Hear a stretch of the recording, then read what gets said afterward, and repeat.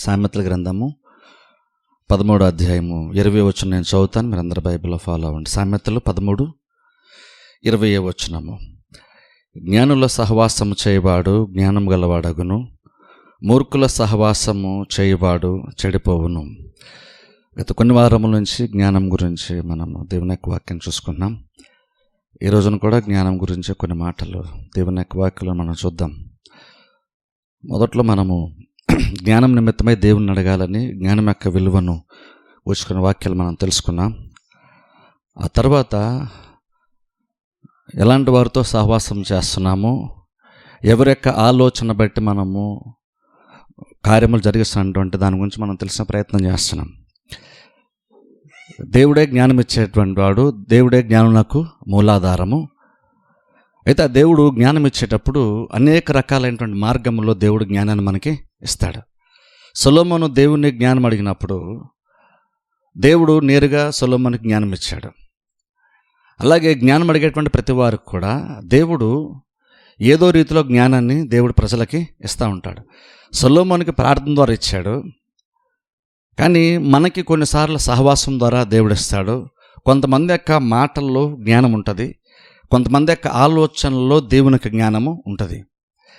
అందుకే నిజంగా జ్ఞానం వెతికేటువంటి వాళ్ళు నిజంగా ప్రతి దాంట్లో కూడా జ్ఞానాన్ని వెతుకుతారు. నాకు జ్ఞానం కావాలని అడుగుతూ జ్ఞానమును ప్రతి దాంట్లో వెతకకుండా ఉండేటువంటి వాళ్ళకి అర్థం ఏంటంటే నిజంగా వాళ్ళకి జ్ఞానము పొందుకోవాలనేటువంటి ఆసక్తి నిజంగా వాళ్ళకి లేదని అర్థం. ఎందుకంటే దేవుడు ఎప్పుడు ఎలాగున మనకి సహాయం చేస్తాడో మనకు కూడా తెలియదు. మనం కొన్నిసార్లు ఏమనుకుంటామంటే దేవుడు సహాయం చేస్తే ఇలాగే చేస్తాడు, లేదా ఆ విధానంలో చేస్తాడు అనుకుంటాం. లేదా మనకు చేస్తే దేవుడు నాకు నచ్చిన విధానంలో దేవుడు చేయాలని కొన్నిసార్లు మనం అనుకుంటాం. అది ఏందైనా సరే, కానీ నార్మల్గా దేవుడు ఆయన చేయాలనుకున్నప్పుడు ఆయనకు నచ్చినటువంటి పాత్రను దేవుడు వాడుకుంటాడు. ఇప్పుడు దాన్ని మనం యాక్చువల్గా మనం కాదనడానికి వీలు లేదు. అందుకని దేవుణ్ణే గురిగా పెట్టుకునేటువంటి వాళ్ళు దేవుణ్ణే జ్ఞానం అడిగేటప్పుడు మనం ఏంటంటే దేవుడు ఏ రీతిగా మనకి జ్ఞానం ఇచ్చి ఆలోచన ఇచ్చి నడిపిస్తాడో తెలియదు. కాబట్టి ప్రతి కార్యమును కూడా సీరియస్గా తీసుకొని ఏ కార్యంలో దేవుడు మనకి తలంపుని లేదా జ్ఞానముని ఇస్తాడని వెతికేటువంటి ప్రయత్నం ప్రతి దాంట్లో కూడా చేయాలి. అలా చేసినప్పుడు దేవుని యొక్క ఆలోచన దేవుడు బయలుపరిచినప్పుడు మనం దాన్ని పొందుకుంటాం. వెతకకుండా మనకు నిజంగా దొరకదు. మనం వెతికేటప్పుడు కూడా ప్రతి దాంట్లో ఎందుకంటే దేవుడు ఏ రీతిగా సహాయం చేస్తాడో మనకు కూడా తెలియదు. బట్ ఇంకా చెప్పాలంటే నీకు ఆలోచన ఇచ్చేటువంటి వాళ్ళు కూడా కొన్ని సందర్భంలో అది దేవుడు వాళ్ళని యూజ్ చేసుకుంటాడని బహుశా వాళ్ళకు కూడా కొన్ని సందర్భాల్లో తెలియకపోవచ్చు. దేవుడు ఆ రీతిగా మన జీవితాల్లో కార్యం జరిగిస్తాడు. అది జ్ఞానం విషయానికి వచ్చేసరికి కూడా అంతే. దేవుడు జ్ఞానం ఇచ్చేటప్పుడు కూడా ఆలోచన ఇచ్చేటప్పుడు కూడా దేవుడు అలాగనే ఇస్తాడు ఆలోచన. అందుకని మనము జ్ఞానమును వెతకడంలో చాలా ఇంట్రెస్ట్ మనం చూపించాలి, వెతకడంలో మనకి తీవ్రత ఉండాలి. ఎందుకంటే దేవుడు ఆ రీతిగా మనల్ని నడిపిస్తాడు. అందుకని చూడండి, సొలొమోను చూడండి జ్ఞానమును సంపాదించుకునేటప్పుడు ఆ జ్ఞానం రావడానికి మునుపు సొలొమోను ఏం చేశాడు, ఎంత ప్రయాసపడ్డాడు నిజంగా ఆలోచన చేయండి. ఆయన కొన్ని వేల బలులు అర్పించాడు దేవునికి. ఇప్పుడు చూడండి అదేం చెప్తుందంటే సొలొమోను ఆల్రెడీ దేవుడిని ఏం అడగాలనుకున్నాడు మనసులో ఆల్రెడీ ఆయనకు ఉంది. బలులు అర్పించేటప్పుడు ఆయన మనసులో ఒకటి ఉంది, దేవుణ్ణి ఒకటి కోరుకున్నాడు, వెతుకుతున్నాడు. అందుకని బలులు అర్పిస్తూ వచ్చాడు ఆయన. అన్ని బలులు ఎందుకు అర్పించే సొలొమోను అంటే అప్పుడు కొన్నటువంటి తలంపు ఏంటంటే ఆయన ఏదైతే దేవుడిని అడగబోతున్నాడో, ఏదైతే దేవుడు ఆయన కోబోతున్నాడో అది ఆయన దేవుని కొరకు ఆయన చేస్తున్న దానికంటే విలువైనటువంటిదిగా గ్రహించాడు. అందుకనే అంత వ్యయపరిచాడు. ఒకసారి ఆలోచించి కొన్ని వేల బలులు అర్పించంటే నార్మల్గా ఎంత కాస్ట్ అవి ఉంటుంది. కానీ ఆయన అంత వెలెందుకు చెల్లిస్తున్నాడో బలులు అర్పించడానికంటే ఆయన హృదయమునకు ఆయన ఏం చేద్దామన్నాడు దానికి చాలా కనెక్షన్ ఉంది. దేవునికి అంత ఎందుకు ఇస్తున్నాడు అంటే ఆయన అంత వెతుకుతున్నాడు, దేవుని అంత ప్రయారిటీగా ఆయన పెట్టుకున్నాడు. అందుకని అన్ని బలులు అర్పించాడు.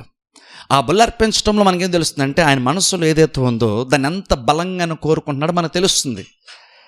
జస్ట్ జ్ఞానం యొక్క దూరిని మామూలుగా దేవుని అడగచ్చు కదా, ప్రార్థన చేసి మామూలుగా నార్మల్గా మనం ప్రార్థన చేసినట్టుగా. బహుశా మీరు మనం అప్పుడప్పుడు వాక్యం వింటున్నాం కాబట్టి ప్రార్థన చేసినట్టుగా, ప్రభు చర్చిలో వాక్యం ఉన్నా కానీ నాకు జ్ఞానం దయచే అని బహుశా మీరు ఎవరైనా ప్రార్థన చేసి ఉంటారేమో, కానీ మీరు క్యాజువల్గా ప్రార్థన చేస్తుంటారు. కానీ నీకు నిజంగా జ్ఞానం కనుక ముఖ్యమై ఉంటే జ్ఞానమే ప్రతిదానికి మూలాధారం అయి ఉంటే, దేవుడు జ్ఞానం వలన నా రాజులు ఏలుతారు అని దేవుడు చెప్పినప్పుడు, ఒక రాజ్యం పరిపాలించడానికి జ్ఞానము ఒక రాజుకు సపోర్ట్ చేస్తుందంటే అప్పుడు ఆలోచించాలి. జ్ఞానం అంటే ఒక వ్యక్తికి లైఫ్ని ఎంతగా మార్చేస్తుంది ఆలోచించాలి. జ్ఞానం అంటే చిన్న చిన్న కార్యాలు జరిగించేది కాదు. జ్ఞానము రాజ్యములు పరిపాలించడానికి ఉపయోగపడేటువంటిది జ్ఞానము. ఆ జ్ఞానంను దేవుడిచ్చే ప్రయత్నము చేస్తాడు. అలా చేసినప్పుడు మనం దాన్ని సంపాదించుకోవాలి. అలాగా గత 2 వారాలు మనం చూస్తాం. సరే, జ్ఞానం సంపాదించుకోవడానికి దేవుడు ఏర్పడే ఒక మార్గం ఏంటంటే సహవాసము. ఇప్పుడు చూడండి, చర్చ్ గురించి మనం మాట్లాడతాం, సహవాసం గురించి మాట్లాడుతున్నాం. ఇప్పుడు అన్నీ చాలామంది అనుకుంటారు, ఆ చర్చిలో ఏముందండి పెద్దగా బహుశా చాలామంది అనుకుంటారు. ఎందుకంటే ఈ రోజుల్లో బేసిక్ మనుషుల మెంటాలిటీ ఎలా తయారైపోయిందంటే, నెగిటివ్ మీద ఉన్నంత మైండ్ పాజిటివ్ వాటి మీద మనకి ఉండదు. దేవుడు చేయలేని కార్యాల మీద ఎక్కువ మనం మైండ్ పడతాం, కానీ దేవుడు చేసినటువంటి కార్యాల మీద ఎక్కువ మైండ్ మనం పెట్టాం. బేసిక్గా మనిషి యొక్క నైజమే, మనిషి యొక్క స్వభావం అది. మనకైతే చిన్న ప్రాబ్లం వస్తే నాకేంటంటే ఈ ప్రాబ్లం వచ్చిందంటాం, కానీ ప్రాబ్లం ఏమి లేకుండా దేవుడు చాలా మేలు చేసినప్పుడు నాకు మేలు ఎందుకు జరిగిందని మనం ఎవరు ఆలోచించాం. అంటే బేసిక్గా మనకి ఏది అలవాటు, మనుషులకి మన మైండ్కి ఏది అలవాటు అంటే, ఏదైతే ఎక్కువ నెగిటివ్ అదే ఎక్కువ మనకి, దాన్ని ఎక్కువ గట్టిగా మనం పట్టుకునే ప్రయత్నం చేస్తుంటాం, అలాగే ఎక్కువ ఆలోచిస్తాం. అలా ఇప్పుడు నేను సహవాసం అనుకోండి, ఆ చర్చిలో పెద్ద ఏముందండి అని అనుకుంటాం. కానీ నేను చెప్పాను చూడండి, లాస్ట్ చెప్పాను చూసారా, జ్ఞానం ఎక్కడ స్టార్ట్ అవుతుంది? దేవుడు జ్ఞానం అనుకోవాలన్నాడు. ఎక్కడ స్టార్ట్ అవుతుందంటే జ్ఞానము చర్చి దగ్గర స్టార్ట్ అవుతుంది. సహవాస విషయానికి వచ్చేసరికి ఎందుకు చర్చి దగ్గర ఎందుకు స్టార్ట్ అవుతుంది జ్ఞానం అనేటువంటిది అంటే, దేవుడు లేడని బుద్ధిహీనుడు తమ హృదయంలో అనుకుంటాడని బైబిల్లో ఉంది. ప్రపంచము దేవుని దగ్గర రాదు. ప్రపంచంలో చాలా భాగం మంది ఏమో దేవుడే లేడనేటువంటి గుంపు ఉన్నారు. వాళ్ళు కేవలము మూర్ఖులే, అజ్ఞానులే, బుద్ధిహీనులే, దేవుడు లేడని అనుకుంటారని బైబిల్లో ఉంది. ఇక కొంతమంది బుద్ధిమంతులు ఉన్నారనుకోండి, వాళ్ళు ఎవరంటే నిజమైనటువంటి దేవుణ్ణి తెలుసుకుంటాడు. మనము బుద్ధిమంతులం. ఎందుకంటే దేవుడు లేడన్నాడు బుద్ధిహీనుడు అయితే, దేవుడు ఉన్నాడని ఆ దేవుడు ఎవరో తెలుసుకొని నిజమైన దేవుడి దగ్గరకు వచ్చామంటే, లోకంలో ఉన్నటువంటి వాళ్ళకంటే మనకు ఎంతో కొంత మనం బుద్ధిమంతులము, మనము జ్ఞానవంతులము. అప్పుడు జ్ఞానము సంపాదించుకోవాలనుకున్న వాడికి మనుషుల ద్వారా కూడా జ్ఞానం సంపాదించుకోవచ్చు, సహవాసం ద్వారా జ్ఞానం సంపాదించుకోవచ్చు అనుకునేటువంటి వారికి చర్చ్ కంటే బెటర్ ప్లేస్ ప్రపంచంలో ఇంకెక్కడ దొరుకుతుంది. ఎందుకంటే ఇక్కడున్నటువంటి గుంపు ఎలా ఉండాలంటే, ఇక్కడ కూడా చాలామంది డిఫెక్ట్స్ ఉండొచ్చు, కానీ ప్రపంచం కంటే చర్చ్ అంటే ఎందుకు బెటర్ అంటే, ఇక్కడున్నటువంటి వాళ్ళు బుద్ధిమంతులను బైబిల్ చెప్తుంది. ఎందుకంటే వాళ్ళు దేవుణ్ణి తెలుసుకున్నారు. జ్ఞానము సంపాదించుకోవడానికి, నేను జ్ఞానవంతుని అనిపించుకోవడానికి ఉన్నటువంటి మొట్టమొదటి మెట్టు ఎక్కేసాం మనం. ఆ తర్వాత ఇంకా చాలా విషయాలు మనం జ్ఞానము సంపాదించుకోవాలి. అందుకని జ్ఞానం మనకి ఇంపార్టెంట్. అందుకనే సహవాసం మనకి ఇంపార్టెంట్. జ్ఞానం ఇంపార్టెంట్ అయినప్పుడు సహవాసం ఇంపార్టెంట్. ఎందుకంటే సహవాసం అంటే ఎవరితో సహవాసం చేస్తుంది దాన్ని బట్టి కూడా నీ లైఫ్ ఖచ్చితంగా ఎఫెక్ట్ చూపిస్తుంది. గత వారం చెప్పని చూసారా, అబ్రహాం అంటే విశ్వాసం ఉంచాడు, ఎంతగానో ప్రయాసపడ్డాడు. అందుకనే దేవుడు అబ్రహామును దీవించాడు. నమ్మాడు, కష్టపడ్డాడు, విశ్వాసం ఉంచాడు, నిరీక్షణకు ఆధారం లేదు, నమ్మాడు, ఆశీర్వదించబడ్డాడు. కానీ లోతు విశ్వాసం గురించి ఎక్కడ మనం బైబిల్లో చదవము. లోతు విశ్వాసం ఎక్కడ బైబిల్లో చదవం. కానీ ఇంకను అబ్రహాంతో దాదాపుగా సమానంగా లోతు కూడా దీవబడ్డాడు. కారణం ఏంటి? లోతుకి పెద్దగా అబ్రహాముకున్న స్థాయిలో ఆత్మీయత ఏమీ లేదు. కానీ అబ్రహాముతో సహవాసం చేస్తున్న ఒక కారణాన్ని బట్టి అబ్రహాం నుండి దీని ఎంతో కొంత ఆయన కూడా ఆటోమేటిక్గా వచ్చేసింది. అది సహవాసం వల్ల కలిగేటువంటి మేలది. అందుకని చూడండి, మన విశ్వాసం ఎదగాలనుకుంటే విశ్వాసం గలవారితో సహవాసం చేస్తే విశ్వాసంలో ఎదుగుతాం. అలాగా జ్ఞానంలో ఎదగాలంటే కూడా జ్ఞానం గలవారితో సహవాసం చేస్తే జ్ఞానంలో మనం ఎదుగుతాం. ఇక్కడ చూడండి, అందుకని బైబిల్ మాడుతూ చెప్తున్న మాట ఏంటంటే, జ్ఞానుల సహవాసం చేయవాడు జ్ఞానము గలవాడగును, అలాగే మూర్ఖుల సహవాసం చేయవాడు చెడిపోవును. సరే, జ్ఞానంతో సహవాసం చేసేటువంటి వాడు జ్ఞానం గలవాడు అవుతాడు. అంటే అర్థం ఏంటంటే, జ్ఞానము గలవాళ్ళతో సహవాసం ఎందుకు చేస్తున్న వ్యక్తి అంటే జ్ఞానము సంపాదించుకోవాలనుకున్నాడు. ఆ సహవాసములో కొన్ని బెనిఫిట్స్ ఉన్నాయని అర్థం చేసుకున్నాడు. ఈ వ్యక్తికి అంత జ్ఞానం లేదు, కానీ ఎంతో మినిమం జ్ఞానం ఉంది. ఆ జ్ఞానం తనకేం చెప్పిందంటే, నేను ఇంకా జ్ఞానం ఎదగలను, నేను ఎదగటానికి నాకు సహవాసం సపోర్ట్ చేస్తుంది, నేను ఎలాంటి వారితో ఎక్కువ సమయం గడుపుతున్నాను, ఎలాంటి వారితో ఎక్కువ సహవాసం చేస్తున్నా దాన్ని బట్టి కూడా నేను జ్ఞానవంతులు మారుతానని ఆ కొంచెము జ్ఞానం ఉన్న వాడికి అర్థమైంది. అందుకు ఇప్పుడు వాడు ఏం చేస్తాడంటే జ్ఞానవంతులతో సహవాసము చేస్తున్నాడు. ఆ జ్ఞానము గలవాళ్ళు ఈయన కోరుకోలేదు, ఈయనే జ్ఞానవంతుల్ని కోరుకున్నాడు. వాళ్ళ వెనకాల ఈయన వెళ్తున్నాడు, వాళ్ళతో సహవాసం ఈయనే కోరుకుంటున్నాడు. వాళ్ళు కోరుకోవట్లేదు ఈయన్ని. ఎందుకంటే ఆ వాళ్ళు తెలివిగల వాళ్ళు తెలివిగల గుంపు కాబట్టి వాళ్ళకి ఈయనతో పెద్ద పని ఏమీ లేదు. కానీ ఈయనకి వాళ్ళతో పని ఉంది కాబట్టి వాళ్ళు పెద్దగా ఈయన అంగీకరించకపోయినా, పెద్దగా గుర్తించకపోయినా సరే ఈయన మాత్రం వాళ్ళు వెంటాడుతూనే ఉంటాడు. ఎందుకు వెంటాడుతున్నాడంటే ఆయనకు తెలిసింది ఏంటంటే నాకు జ్ఞానం, ఈ సహవాసం ద్వారా కూడా నాకు జ్ఞానం వచ్చేటువంటి అవకాశం ఉంది, తద్వారా నేను జ్ఞానవంతుడిగా మారుతాను.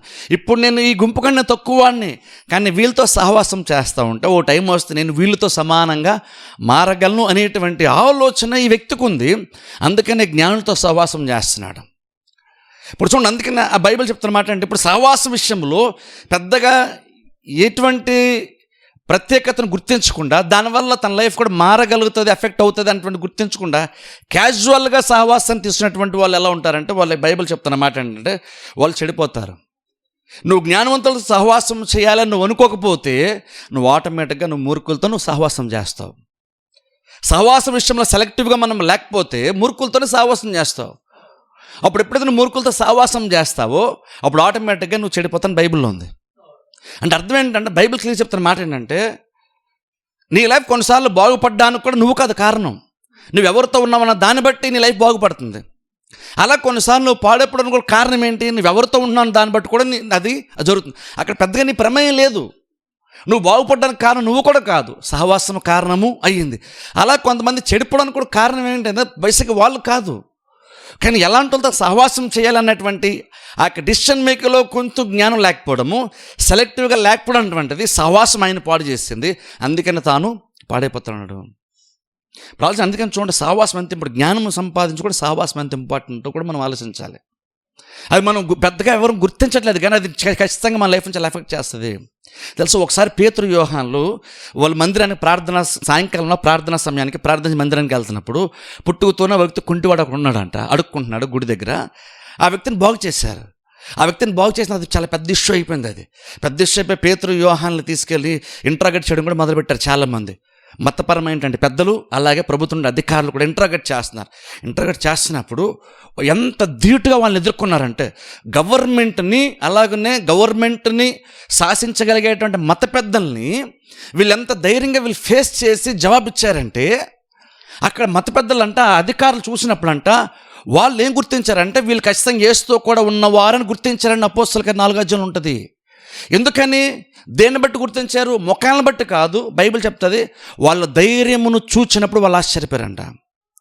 ఎందుకు ఆశ్చర్యపోయారంటే వాళ్ళకి అనిపించింది, అరే వీళ్ళు చదువులేదు, వీళ్ళు పామర్లే కదా, వీళ్ళు సాధారణమైనటువంటి వాళ్ళు అంత ధైర్యం వీళ్ళకి ఎలా వచ్చిందంటే వాళ్ళు ఇప్పుడు అనుకున్నారు, వీళ్ళు ఇంతకుముందు యేసుక్రీస్తు కూడా ఉన్నవాళ్ళు కదా అని వాళ్ళకి అర్థమైంది.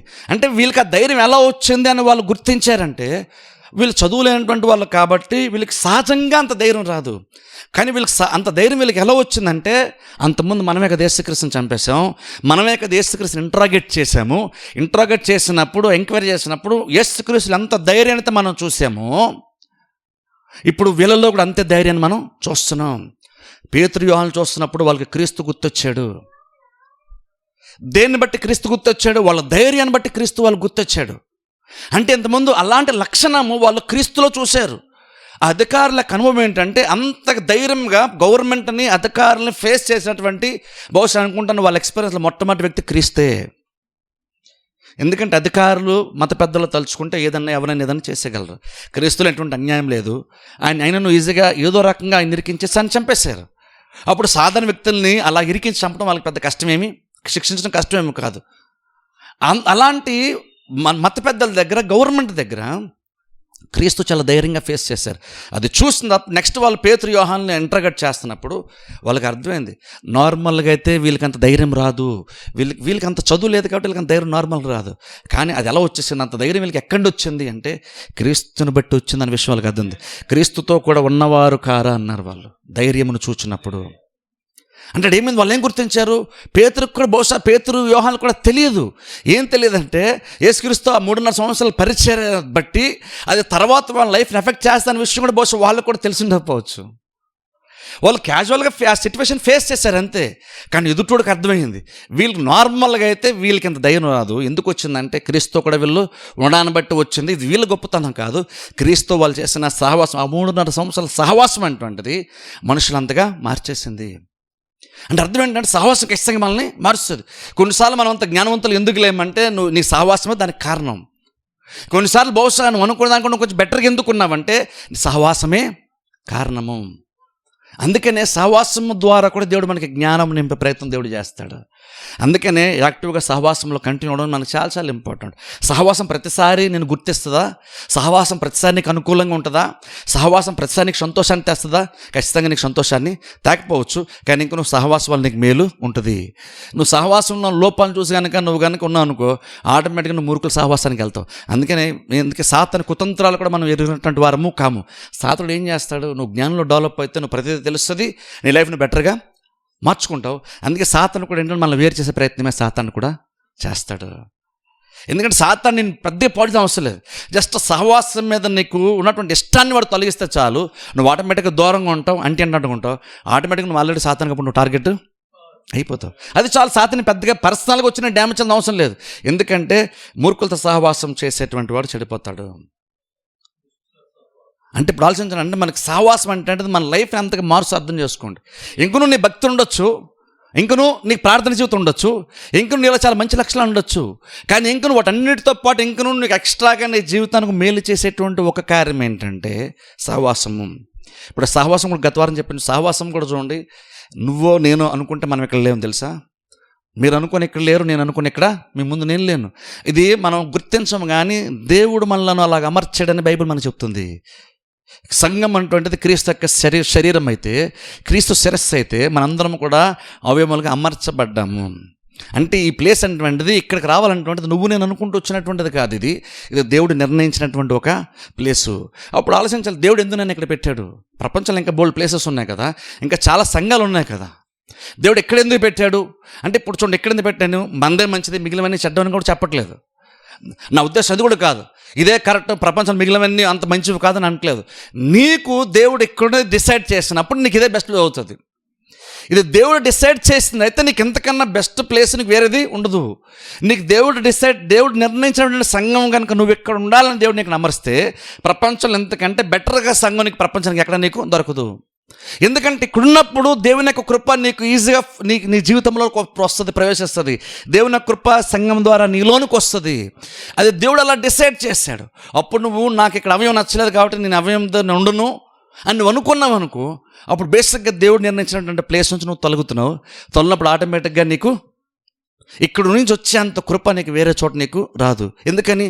ఇదే బెస్టా, నేనే బెస్టనా? కాదు, దేవుడు డిసైడ్ చేశాడు. కాబట్టి దేవుడు ఏదో డిసైడ్ చేస్తాడో అంతకన్నా ప్రపంచానికి బెస్ట్ ప్లేస్ మనకి ఉండదు. అది ఏంటి? అందుకే మనం చూడండి, దేవుని యొక్క నిర్ణయాన్ని గౌరవించడం చాలా ఇంపార్టెంట్.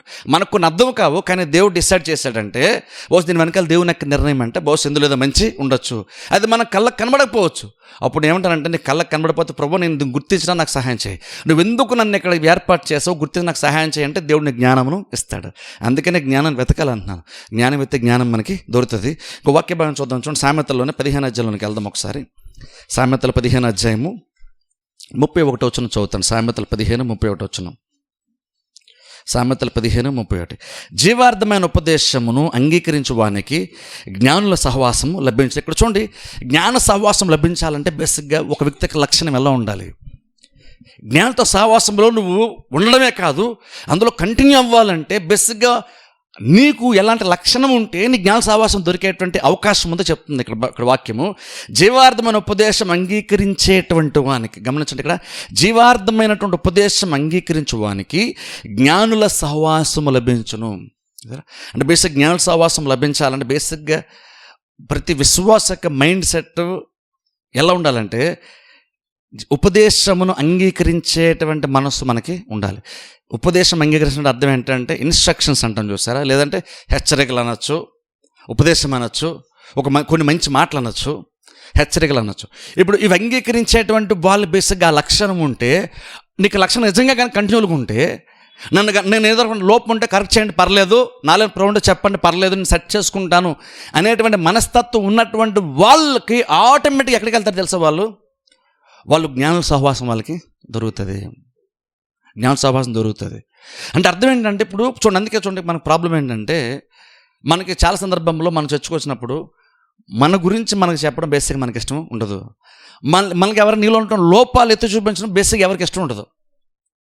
పాయింట్అవుట్ చేయడం ఎవరికి ఇష్టం ఉండదు. నన్ను ఎలాగన్నారంటే అలాగన్నారని అంటారు బేసిక్గా. ఇప్పుడు ఇక్కడ గుర్తుపెట్టుకోండి, ఇలాగన్నారు అలాగన్నది కాదు, బేసిక్గా ఎందుకన్నాము ఏమన్నా అనేది చాలా ఇంపార్టెంట్. ఈ రోజుల్లో మనం బేసిక్గా చాలా విషయాల్లో మనం చాలా మొండిగా లేదంటే మెంటల్గా స్ట్రాంగ్గా ఉంటాం, కానీ మనల్ని ఎవరైనా వేలెత్తి చూపిస్తే మనకి అది పెద్దగా నచ్చదు. ఇప్పుడు చూడండి, కొంతమంది బహుశా నీ మీద నెగిటివ్ ఆలోచన ఉంటే, నీ మీద అంత ప్రేమ అంత గౌరవం లేనటువంటి వాళ్ళు బహుశా నేను నిందించడానికి చూపించేటువంటిది వేరుగా ఉంటుంది. కానీ నేను దాని సంగతి చెప్పట్లేదు. నేను నిన్ను పర్ఫెక్ట్గా మార్చడానికి, నిన్ను బెటర్గా మార్చడానికి, నిన్ను కరెక్ట్గా సెట్ చేయడానికి, నువ్వు లైఫ్ని కొంచెం బెటర్గా ఫలభరితంగా మారడానికి దిద్దుబాటు చేస్తారు చూసారా. అలాంటి ఉపదేశం కోసం చెప్తున్నాను. అది చేసినప్పుడు కనుక నువ్వు అంగీకరించావనుకో, ఆటోమేటిక్గా నువ్వు ఎలాంటి స్థితిలోనికి వెళ్ళిపోతావంటే నీకు తెలియకుండానే ఒక జ్ఞానము కలిగినటువంటి వారి మధ్య నువ్వు కూడా ఒకటిగా ఉంటావు. ఎప్పుడైతే ఆ కరెక్షన్ని లేదంటే దిద్దుబాటుని, హెచ్చరికలు, సూచనలు కనుక మనం నాకు నచ్చలేదని అనుకుని మనం పక్కన పెట్టేసే ప్రయత్నం చేస్తావో, అది నిన్ను పర్సనల్గా నేను ఏదో గాయపరసంగా అన్నట్లుగా నువ్వు ఫీల్ అవుతావో, ఆటోమేటిక్గా నువ్వు మూర్ఖుల సహవాసానికి వెళ్ళిపోతావు. ఇప్పుడు అంటే బహుశా ఆ దిద్దుబాటు దేవుడు చేస్తున్నప్పుడు కనుక నీకు ఆ ఇబ్బంది కలిగే లాంటి ఒక ఫీలింగ్ దేవుడు సాతానుడు ఎందుకు ఇస్తాడో ఆలోచించాలి. ఎందుకంటే జ్ఞానం గలవాడైతే ఉపదేశాన్ని వింటాడని బైబిల్లో ఉంది. జ్ఞానం గలవాడైతే ఉపదేశాన్ని వింటాడు. విన్నప్పుడు ఏమవుతుంది, అది ఈ రోజుకి తను ఎఫెక్ట్ చేస్తుందని కాదు, అది భవిష్యత్తు ఖచ్చితంగా అది బెటర్గా మారుస్తుంది. ఇప్పుడు చూడండి, చెప్తున్నాను, దిద్దుబాటు ఎవరికి నచ్చదో తెలుసా? బేసిక్ మీకే కాదు చెప్తున్నాను చూసారు, నాకు కూడా బేసిక్గా నచ్చదు. కానీ మనం ఏమర్థం చేసుకోవాలంటే ప్రతి వారికి అది అవసరం. ఈ ప్రపంచంలో దిద్దుబాటు అవసరం లేనటువంటి వాళ్ళు ప్రపంచంలో ఎవరూ లేరు. అప్పుడు నువ్వు ఒక్కడే పర్ఫెక్ట్ లేదంటే నా గురించి అలా చెప్పారని అన్నాను వీలే లేదు, అందరికీ అది అవసరం పడుతుంది ఏదో టైంలో. అప్పుడు ఏం గుర్తుపెట్టుకోవాలంటే అది చేసినప్పుడు దోష దేవుడు నిన్ను బేసిక్ ఎందుకు అలా దిద్దుబాటు చేస్తాడంటే నిన్ను ఇంకా కొంచెం బెటర్గా నిన్ను సహవాసంలో పెట్టడానికి, మంచి సహవాసంలో నిన్ను నిలపడానికి బహుశా దేవుడు అలాగన్నా చేస్తాడు. అది అర్థం చేసుకున్న వాళ్ళు ఏమవుతారంటే చివరికి నువ్వు జ్ఞానవంతుల మధ్యన ఉంటావు. జ్ఞానవంతుల మధ్యన ఉంటే నీ లైఫ్ బెటర్గా మారుతుంది బైబిల్ చెప్తుంది. ఇప్పుడు అందుకని చూడండి, అందుకనే సహవాసంలో మనకు ఉండేటువంటి ఆ మేలేంటో మనం గుర్తించాలి. ఎందుకంటే ఆ దిద్దుబాటు కూడా చాలా సందర్భంలో మన మనుషులనే చూస్తాం, కానీ ఏమో ఆ మనిషి వెనకాల దేవుడే ఉండి చేస్తాడేమో. ఎందుకంటే నీకు మేలు చేసే ప్రతి కార్యం దేవుడే చేస్తాడు, నీకు కీడు చేసే ప్రతి కార్యం సాతాను నుండే వస్తుంది. అప్పుడు దిద్దుబాటు అంటే నీకు మేలు చేసేటువంటి కార్యమా కీడు చేసేటువంటి కార్యమా కూడా మనం ఆలోచించుకోవాలి.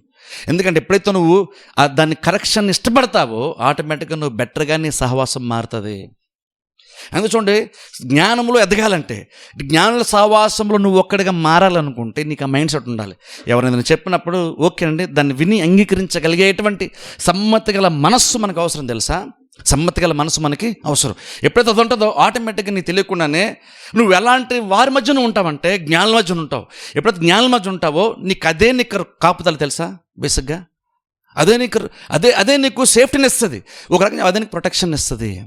అంటే రకంగా చెప్పాలంటే నువ్వు దిద్దుబాటుని ఇష్టపడ్డావనుకో, ఒక రకం ఏంటంటే నీకు సాత్వికమైన మనస్సు నీకు ఉంది, అంగీకరించే మనస్సు నీకు ఉంది, అంటే బేసిక్గా నీకు తగ్గించుకునే మనస్సు నీకు ఉంది. ఓకేనండి, బహుశా మీరు చెప్తున్నారు కదా, నాలో అది కొంచెం ప్రాబ్లం ఉంటుంది, నేను సెట్ చేసుకుంటాను అని దీన మనస్సు ఉందనుకోండి, నీకు ఎంత తగ్గింపు మనస్సు ఉంటుంది, ఎంత దీన మనస్సు ఉంటుందో అంతవరకే దేవుడు నిన్ను కాపాడగలుగుతాడు.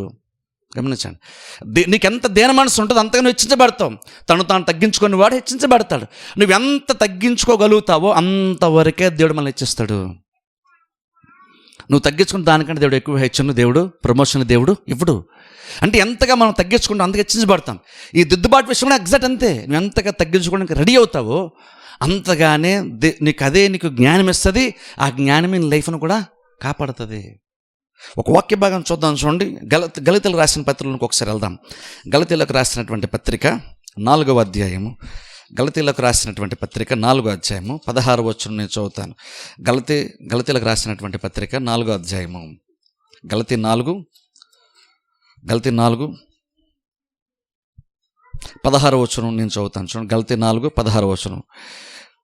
నేను ఒకటి పౌలు మాట్లాడుతూ చెప్తున్న మాట, నేను మీతో నిజమాడినందున మీకు శత్రువునైతినా వారు మీ మేలు కోరి మిమ్మల్ని ఆసక్తితో వెంటాడువారు కారు, మీరే తమ్మును వెంటాడవలనని మిమ్మల్ని బయటకి త్రోసివేయగోరుచున్నారు. ఇక్కడ గమనించిన, ఇక్కడ పౌలు కొన్ని విషయాలు ఈ గలతీ సంఘాన్ని కొన్ని విషయాలు బోధించి హెచ్చరించాడు. హెచ్చరించినప్పుడు ఏంటంటే ఖచ్చితంగా ఆటోమేటిక్గా ఎవరికి నచ్చదు హెచ్చరిక. బేసిక్గా ఎవరికి నచ్చదు. మనం రోడ్డు ఎక్కినా సరే జస్ట్ మనం ఏదో చిన్న రాంగ్ రూట్లో వెళ్ళిపోదాం అనుకున్నప్పుడు ట్రాఫిక్ పోలీస్ ఆఫీసులు అనుకోండి, మనకు నచ్చదు ఆటోమేటిక్గా. కానీ బేసిక్గా వాళ్ళు ఎందుకు ఆపుతారు? యాక్చువల్గా నువ్వు జస్ట్ రాంగ్ రూట్ వెళ్తున్నందుకు కాదు, నువ్వు రాంగ్ రూట్ వెళ్ళడం వల్ల ఎదురుగా అనుకోకుండా ఏదైనా వెహికల్ వస్తే నీకు ఇబ్బంది కలుగుతుంది కాబట్టి వాళ్ళు ఆపుతారు.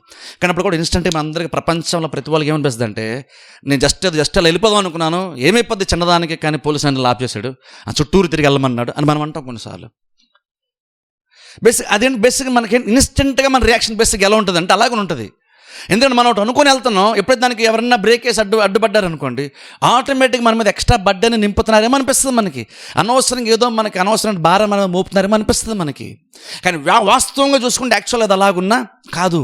ఇక్కడ పౌలు లాంటి వ్యక్తి సంఘం కొరకు అంత త్యాగం చేసి పరిచయం చేసిన వ్యక్తి. పౌలు చాలా విషయాలు సంఘానికి బోధించి హెచ్చరించాడు.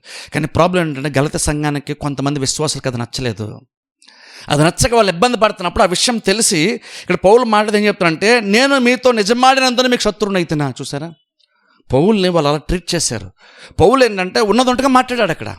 ఇప్పుడు చూడండి, ఉన్నదన్నట్టు అన్నాడు అంటే కొంతమంది ఉన్నదని మాడుతూ ఉంటారు, కానీ వాళ్ళు ఉన్న విషయం చెప్తారు, కానీ అందులో నీ మేలు కోరు కాదు, నేను నిందించడానికి ఉన్న విషయం చెప్పేవాళ్ళు చాలామంది ఉంటారు. నేను దాని గురించి మాట్లాడేది ఇక్కడ. అందుకే నేను దిద్దేటప్పుడు ఎవరు దిద్దుతారో చాలా ఇంపార్టెంట్. అక్కడ జస్ట్ మాట్లాడట్లేదు నేను, నువ్వు ఏమన్నారనే పాయింట్ పట్టుకోవద్దు, ఎలాంటి వారు మాట అన్నది కూడా గుర్తుపెట్టుకోవాలి. చాలాసార్లు మనం కొన్నిసార్లు మాట నీకు ఇబ్బంది అనిపించవచ్చు, కానీ ఎవరన్నా ఉన్నారు నార్మల్గా వాళ్ళు అలా బిహేవ్ చేస్తారా, నార్మల్గా అంత రూడ్గా వాళ్ళు బిహేవ్ చేస్తారా, అంత ఇన్సల్ట్గా వాళ్ళు నార్మల్గా మనతో మాడతారా, అది కూడా నువ్వు ఆలోచించుకున్నప్పుడు ఎలాంటి వారి నోటంట ఏ మాట వస్తుందో మీరు ఆలోచించుకోవాలి.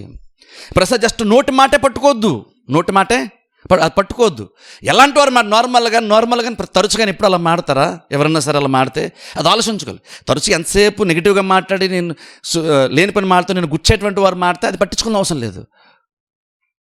కానీ నార్మల్గా అలా మాట్లాడినటువంటి వాళ్ళు ఎప్పుడు నీతో మంచిగా మాట్లాడాలి, సడన్గా కనుక ఒక రకంగా మంచిగా మాట్లాడితే హెచ్చరికలాగా చేస్తే దాని ఖచ్చితంగా ఆలోచించుకోవాలి. కానీ మనుషులకు ఇన్స్టెంట్ రియాక్షన్ ఏంటంటే మనం దాన్ని అలాగ అంత మంచిగా దాన్ని మనం తీసుకోం. అది బేసిక్ హ్యూమన్ నేచర్ అది. ఇప్పుడు అందుకని ఇక్కడ పౌలు అంటున్నాడు, నేను నిజం చెప్పినందుకు నేను శత్రువుని అయ్యాను అంటున్నాడు. సరే, నేను నిజం చెప్పిన శత్రువుని అయ్యానా?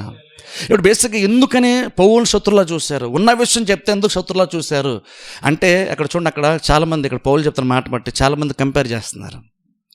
ఆ పౌలు చెప్తున్నాడు, నేను పౌలు మాట్లాడినప్పుడు పౌలు మాట్లాడుతుంది ఒకలాగా ఉంది, అది ఇదే వ్యక్తితో కొంతమంది మాట్లాడుతున్నప్పుడు వాళ్ళు మాట్లాడేది వేరుగా ఉంది.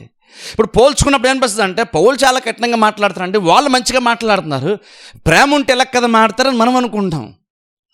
కానీ అంటాను, నీకు నిజమైన ప్రేమ అంటే కూడా నీకు తెలియాలి. ఫస్ట్ ఆఫ్ ఆల్ నిజమైన ప్రేమ అంటే కూడా మనకి తెలియాలి. నిజమేంటంటే ఆలోచన ఏంటి, నిజంగా మాట్లాడేటువంటి వాళ్ళు నిజంగా మనం మేలు కోరే మాట్లాడుతున్నారు లేదో కూడా తెలుసుకునేంత మినిమం జ్ఞానం మనకు ఉండాలి. ఇక్కడ పౌలు అలా మాట్లాడితే చాలామంది, పౌలు అంటున్నాడు, నేను మాట్లాడేందుకు శత్రువు అయిపోయినా మీకు అంటున్నాడు, ఉన్న విషయం మాట శత్రువుని అయిపోయినా అని మాట్లాడితే ఇప్పుడు అంటున్నాడు. చూడండి, అక్కడ వారు అని కొంతమంది గురించి మాట్లాడుతున్నాడు. 17వ వచనంలో వారు అంటే బయట వాళ్ళ గురించి మాట్లాడుతున్నాడు. మాట్లాడుతూ వాళ్ళు మీ మేలు కోరి మిమ్మల్ని ఆసక్తితో వెంటాడువారు కారు. ఇప్పుడు చూడండి, ఇక్కడ ప్రాబ్లం ఏంటంటే పౌలు ఎందుకు అంత నెగిటివ్గా మారిపోయాడంటే, వీళ్ళు మనుషులు ఇక్కడ విశ్వాసాలు కంపేర్ చేసుకుంటుంటే ఇక్కడ ఉన్నటువంటి సంఘానికి పౌలు కంటే మంచిగా మాట్లాడేటువంటి వాళ్ళు కొంతమంది ఉన్నారంట వీళ్ళకి. అది పౌలు చెప్తున్నాడు. పౌలు ఏమన్నాడంటే, నేను మాట్లాడుతూనే శత్రువుని అయిపోయాను, కానీ కొంతమంది ఉన్నారు చూడండి, అక్కడ వాళ్ళు ఏంటంటే వాళ్ళు మిమ్మల్ని వెంటాడుతున్నారు. అంటే ప్రతిసారి మీకు ఫోన్ చేస్తున్నారు, ప్రతిసారి మీతో మాట్లాడుతున్నారు, లేదంటే ప్రతిసారి మీ మేలు కోరుతున్నట్టుగా తరచుగా మిమ్మల్ని వెంటాడుతున్నారు. అంటే ప్రతి చిన్నది మిమ్మల్ని అడుగుతున్నారు, నువ్వు భోజనం చేసావా అని అడుగుతున్నారు, భోజనం చెప్తే త్వరగా భోజనం చేస్తే లేట్ అయిపోతుంది అన్నారు, నువ్వు ఒక వారం చర్చకి రాకపోతే వెంటనే ఫోన్ చేసి నువ్వు చర్చలు అడిగేస్తున్నారు, ఏ చిన్నది ఉన్నా సరే ప్రతిదీ అడిగేస్తున్నారు. నిన్ను పౌలు అన్నాడు ఇక్కడ, నేను వెంటాడుతున్నారు వాళ్ళు అంటున్నాడు, నిన్ను వాళ్ళు వెంటాడుతున్నారు. ఇప్పుడు నార్మల్గా అనిపిస్తుంది అంటే, ఎప్పుడైతే తరచుగా మనల్ని అంత వెంటాడుతున్నారు అనిపిస్తుంది నిజంగా వాళ్ళు మన మేలు కోరేవాళ్ళు కదా అనుకుంటాం. కానీ నేను నిజంగా ప్రతిసారి వెంటాడే వాళ్ళందరూ నిజంగా నీ మేలు కోరేవారేనా? ఎందుకంటే నేను చెప్పలేదు ఆ మాట, పౌలు అన్నాడు ఇక్కడ, వాళ్ళు మీ మేలు కోరి మిమ్మల్ని వెంటాడుతున్నారా వాళ్ళు అంటున్నాడు. వాళ్ళు మీ మేలు కోరి వెంటాడుతున్నారా అంటే అక్కడ పౌలు అన్నాడు, చూడండి కింద చూద్దాను చూడండి, మీ మేలు కోరి మిమ్మల్ని ఆసక్తితో వెంటాడువారు కారు, మీరే తమ్మును వెంటాడవాళ్ళని మిమ్మల్ని బయటకు త్రోసివేయ కోరుచున్నారా. చూసారా, అంటే ఏమంటే మీతో చాలా ఇంట్రెస్ట్గా తరచుగా మాట్లాడుతూ తరచుగా మీతో మిమ్మల్ని కాంటాక్ట్ చేస్తున్నారు, మీతో చాలా మంచిగా బిహేవ్ చేస్తున్నారు వాళ్ళు. పౌలు గుర్తించాడు, వాళ్ళు గుర్తించలేదు. పౌలు అంటున్నాడు, నిజంగా మీ మేలు కోరి వాళ్ళు మిమ్మల్ని అలా వెంటాడుతున్నారు అనుకుంటున్నారు, మీరు మీ మీద చాలా ఇంట్రెస్ట్ ఉంది అనుకుంటున్నారు. వాళ్ళకి లేదు, దాని వెనకాల లోపల వాళ్ళకంటూ ఒక సులాభం ఉంది. ఏంటంటే ఇప్పుడు వాళ్ళు మిమ్మల్ని వెంటాడతారు, తర్వాత ఏంటంటే మీరు ఈ సావాసంలో మీరు బయటకు వెళ్ళిపోయిన తర్వాత అప్పుడు మిమ్మల్ని వాళ్ళు పట్టించుకోరు. ఇక ఈ సావాసంలో ఉన్నంత వరకే వాళ్ళు నీ వెనకాల ఉంటారు. వాళ్ళు బయట వాళ్ళు, నీ సహవాసంలో ఉండేటువంటి వాళ్ళు కాదు, బయట వాళ్ళు. కానీ నువ్వు ఇక్కడ ఉన్నంత కాలము నీ వెనకాల వెళ్తారు, నీకు చాలా వెయిట్ ఇస్తారు, చాలా వాల్యూ ఇస్తారు, నీకు చాలా గౌరవాన్ని ఇస్తారు వాళ్ళు. అప్పుడు ఏమనుకుంటామంటే మా చర్చ్ వాళ్ళ కంటే బయట వాళ్ళే బాగా నన్ను బెటర్గా ట్రీట్ చేస్తాను అనుకుంటావు బేసిక్గా. కానీ పౌలుడు ఏం చెప్తాడు తెలుసా, ఒక్కసారి నిన్ను వాళ్ళు బాగా ఇంట్రెస్ట్గా వెంటాడతారు, నీ మేలు కోరు కాదు, వాళ్ళకి అందులో ఏదో మేలు ఉంటుందిగా నేను వెంటాడతారు. ఎప్పుడైతే నువ్వు వాళ్ళు బెటర్ అనుకో, నువ్వు ఇందులోంచి బయటకు వచ్చేస్తావో అని వదిలేస్తారు. అప్పుడు ఇక్కడ నువ్వు వాళ్ళని ఫాలో అవ్వాలంటారు. చూడండి, అంటే అర్థం ఏంటంటే, చూడండి, ప్రతిసారి నీ వెనకాల ఉండి ప్రతిసారి నీ గురించి ఎప్పుడు మంచిగా మాట్లాడేటువంటి వారు నిజంగా నీ మేలు కోరుతున్నారు కొన్నిసార్లు ఆలోచించుకోవాలి. ప్రతిసారి మన మేలు కోరేవారు, ప్రతిసారి నీకు టచ్లోకి వచ్చేవారు, ప్రతిసారి నీ గురించి మంచిగా మాత్రం మాట్లాడాలి, ప్రతిసారి నువ్వు చేసే ప్రతిదాన్ని సమర్థించేటువంటి వాళ్ళు నిజంగా నీ మేలు కోరే సమర్థిస్తున్నారా ఆలోచించుకోవాలి. ఈరోజు మనం ఎంత అల్పంగా ఆలోచిస్తామంటే, మనకు అనుకూలంగా మాట్లాడే వాళ్ళందరూ మంచోళ్ళు, మనకు నెగిటివ్గా మాట్లాడే వాళ్ళందరూ చెడ్డోళ్ళు.